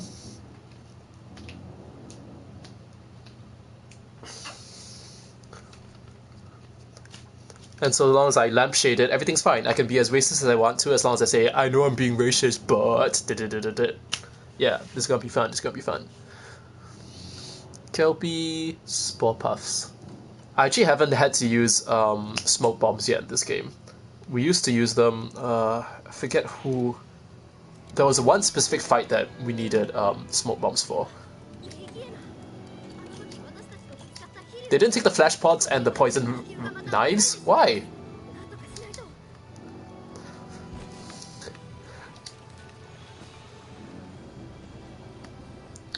Where are they? Let's see. Oh, are they at the... Are they even fighting him? Jeez. Oops, I was supposed to travel. Up, up, up, up. I see TT. Where's the other camp? Can't see it. Oh well, I guess I'm taking the long way down. Oh, I think if you, I think if they haven't unlocked the other camps, you actually can't use the other camps, even if you yourself have already unlocked them. So, yeah. Yeah, that's right. Thanks for that. Thanks for reconfirming.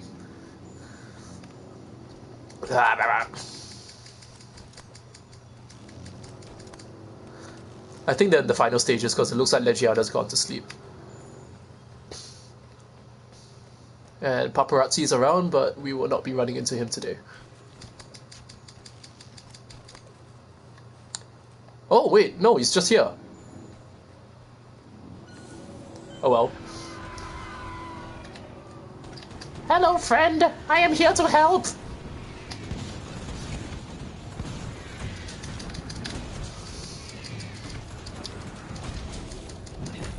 Oops, missed.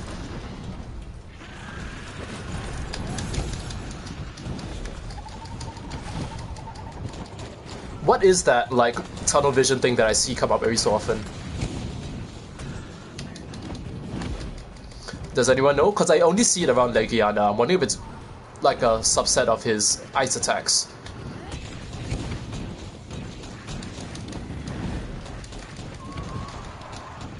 Oink oink, motherfuckers! Yeah. Hello! Ah! There, the damage is not that bad. Did the guy just heal me? I take that as an insult. Oh wait, the paparazzi is here. Ah, I see. Gotcha.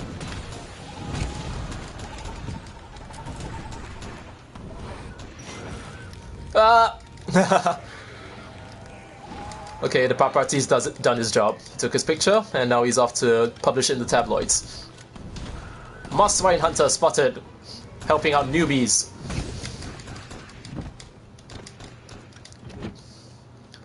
Need to pick up a rock or something. Oh, that works. Hello!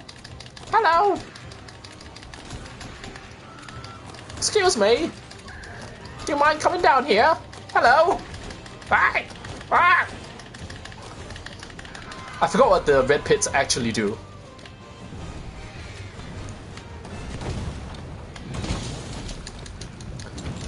Like, they have a special...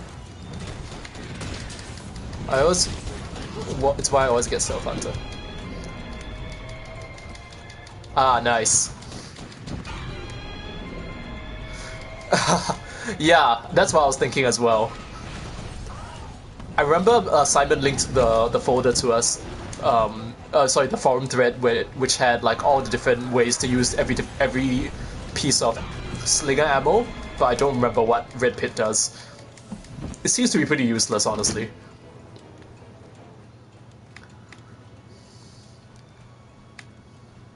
Oh, I know what I forgot to bring. I forgot to bring bombs. It's never too early to introduce new hunters to the concept of the alarm clock. Oh, he did. But yeah, I have completely forgotten what it does exactly. I think I have the article bookmarked somewhere on my computer. I need to go and revisit it. Is he down there? Is that Puke? Oh my god. What's that, Palamu? Oh, the fluffy bat. Wake up! And I missed.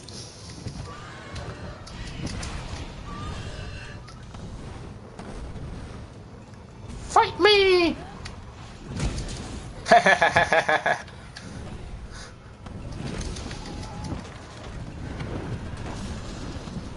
You missed. You missed too. Oh, come on. You miss and then I miss. Everybody misses. Ah. Oops. Did he fall down? No, he didn't. He's still there. I really hate that area. Oh shit. I always forget that it's R1 to climb fast on these things instead of X, which is what it was before, when you're on like the regular walls and also use the grappling hook.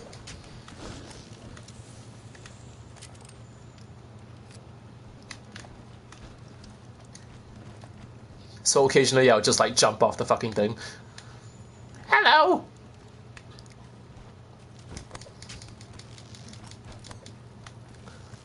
Is he going to sleep already? Shit. Okay, how do I... Oh, it's that way. Man. The forest flies in this fucking thing always throw me off. Okay. Ah, see? How the hell am I supposed to follow that?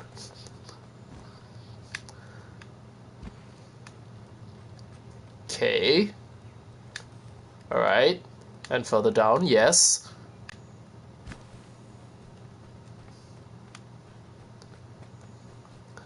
And this way.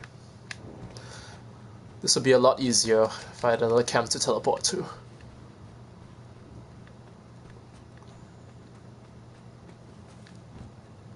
Is it this way? Oh, there he is. Yeah, he's right here. Yeah, I subsequently like that they introduced the scout flights, and I really hate it. Can I climb up this? Well, apparently I can't. I thought I could, like these things.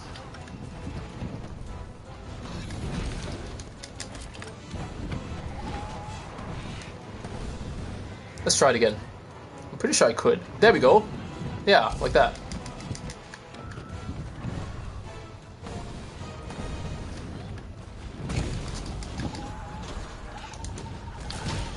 Really?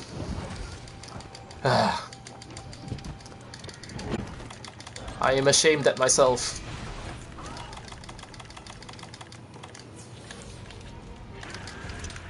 It's okay, maybe this will make me feel better. Heh. Heh. Heh. Heh. Oh, did I miss that? I did. I totally did. Oh well. Okay. Didn't need it. Is the oh my god, paparazzi's here again. Ah, no, no, no. Okay, yes, flash him and not me. Yes, thank you. And I was not watching my stamina. Bad. Oop. 1, 2, 110. Not too bad. Considering how sloppy I was.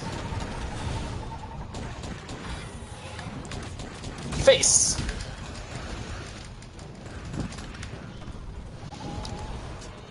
Climb up. Oh, I can't climb up by this way. Oh well. I thought for sure you could. Oh well.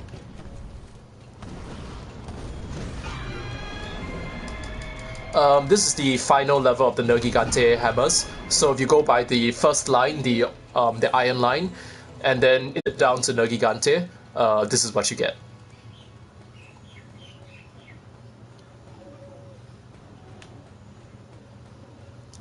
No, again, see, I thought it was like these pillars where you can actually run up it and do like a sliding attack like that, right?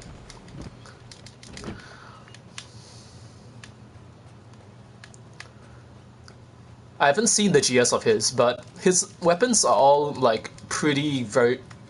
I think they're like the best standard damage weapon. They have one of the highest attacks and to sharpness ratios, I think. Yeah, the final one looks different.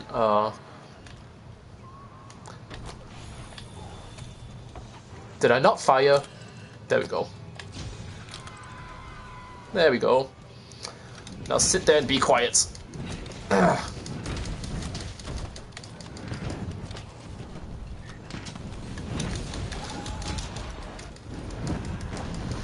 wonder if a monster scales harder if they see that your HR is quite a bit higher than the monster's is. Like the recommended HR level for it. Ooh, very nice. Newbies are holding their own.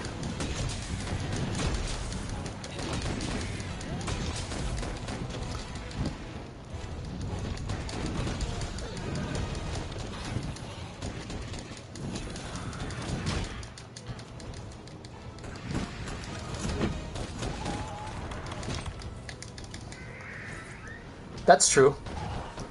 I keep forgetting like how far down all the different HRs are. It's actually not that far off from where I am. But it's like 30 HRs of difference.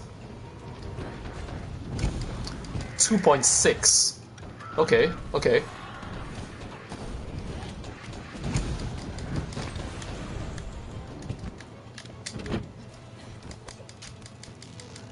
Oh, by the way, there's a clip on Twitch I have of like Kirin just running up these vines and it looks really, really stupid. Like, I don't know I don't know why they wouldn't just have Kirin like jump, like just be able to jump up these cliffs. Instead, they have to make him like gallop on the sides, and he looks like out of a cartoon. It's weird.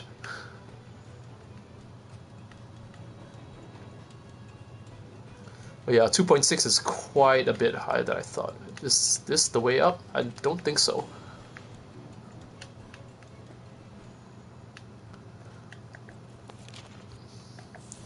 Show me the way. Okay, quick question. If I jump down here, will it actually bring me up? I'm pretty sure no. Because that's what it looks like the scout flies are asking me to do. Yeah, I don't think so either. Let's just go up. Oh! Speak of the devil. Guess what I have?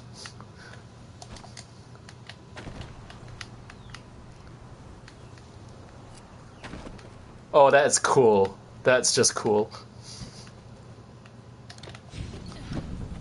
Learn something new every day.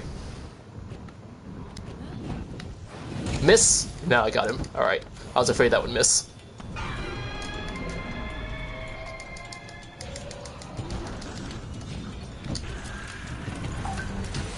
Oh, come on.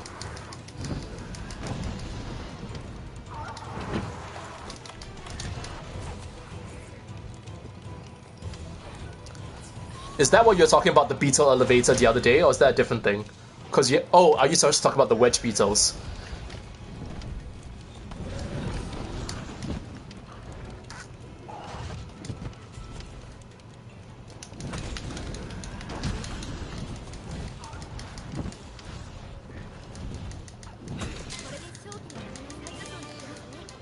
Now here's the question. Did I just deny them some cars by killing them myself?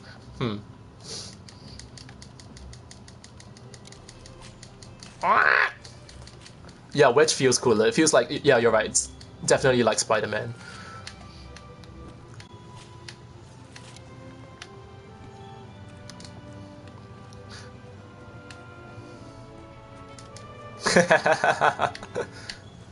It's fine, they don't need those carbs anyway. Who needs Legiana parts at this day and age?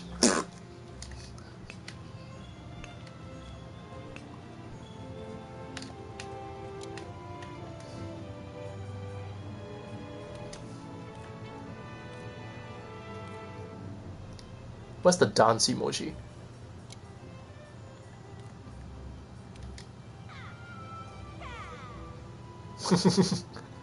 Yay, I did it! I did it all by myself.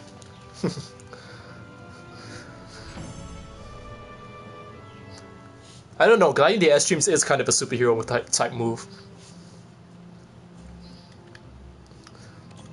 Oh shit, I should have taken off my glider armor for the final screen. Don't worry about it, it's fine.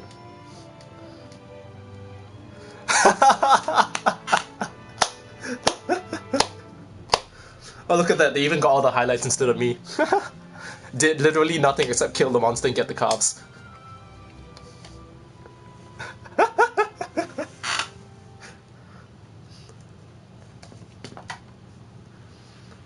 If those guys eventually watch this stream, sorry. It's not my fault they make Legiana fly all the way up to the fucking top of the mountain just so you can go to sleep. Yeah, I know. Yeah, I feel kind of bad. But, I mean, it's just Legiana, so I don't feel that bad. I suppose. Alright, that was quite fun. Shall we do it again? Let's see what else we get. Let's see what else there is. Oops, not that. I mean, I would have to find them and then tag them and stuff like that. Maybe. Yeah, Gunrock and Thrandy? You can see in the replay, it's fine. Like, I can always look back at the replay. Oh wait, this is high rank, sorry.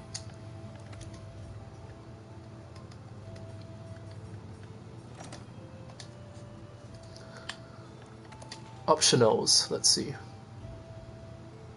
Kirin, and Kirin. Why are there so many Kirin quests? Let's try one of the easiest ones. So, Puke looks like the easiest as of right now. HR2 and HR10. 12 minutes ago. You should be long dead at 12 minutes, you would think. Puke is like the kind of fight you take 10 minutes to do. Oh, you can't eat here, right? At the research base. That's unfortunate. It's okay, I can buy more provisions while waiting. I need to restock on my barrel bombs because you've been doing a whole bunch of dragon fights.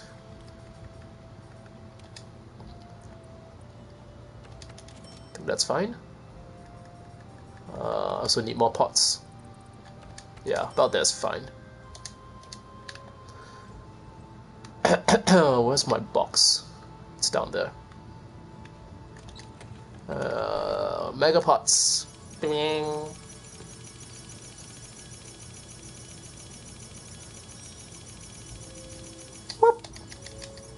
Okay, done. Oh. I should probably bring bombs this time. Oh.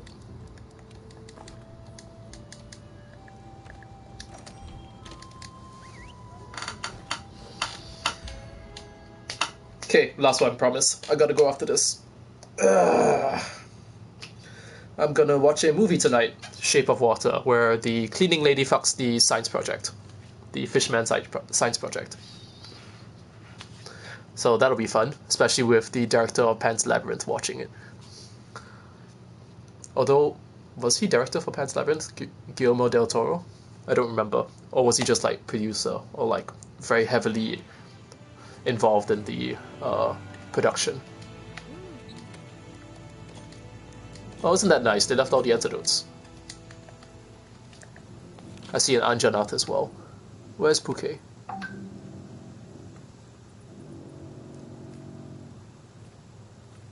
I mean, I see where they are, but I don't see that Puke is actually there. Oh, shock trapped. Are they gonna capture him? Did I just arrive in time to see that?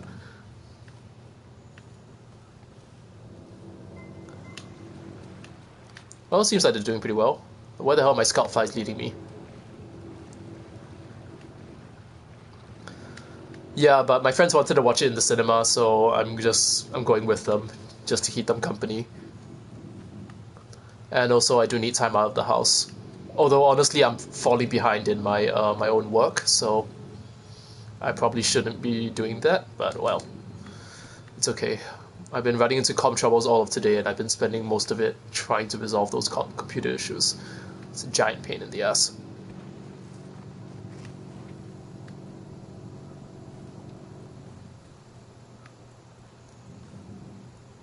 Hello, friends. Oh, they're Japanese too, so hopefully we won't inadvertently like BM them again.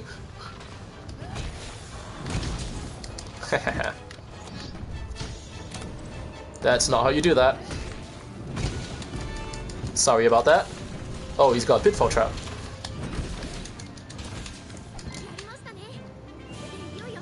Oh, that was fast. Oink oink desu.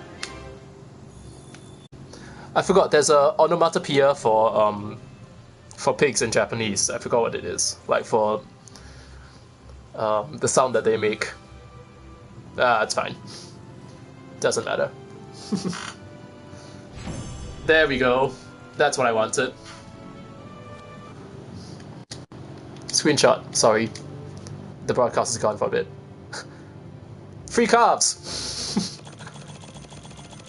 Life powder and Puke parts. I won't say no to that.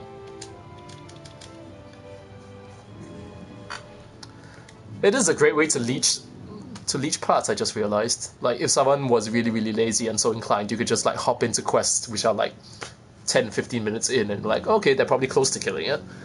And just, like, leech parts all day.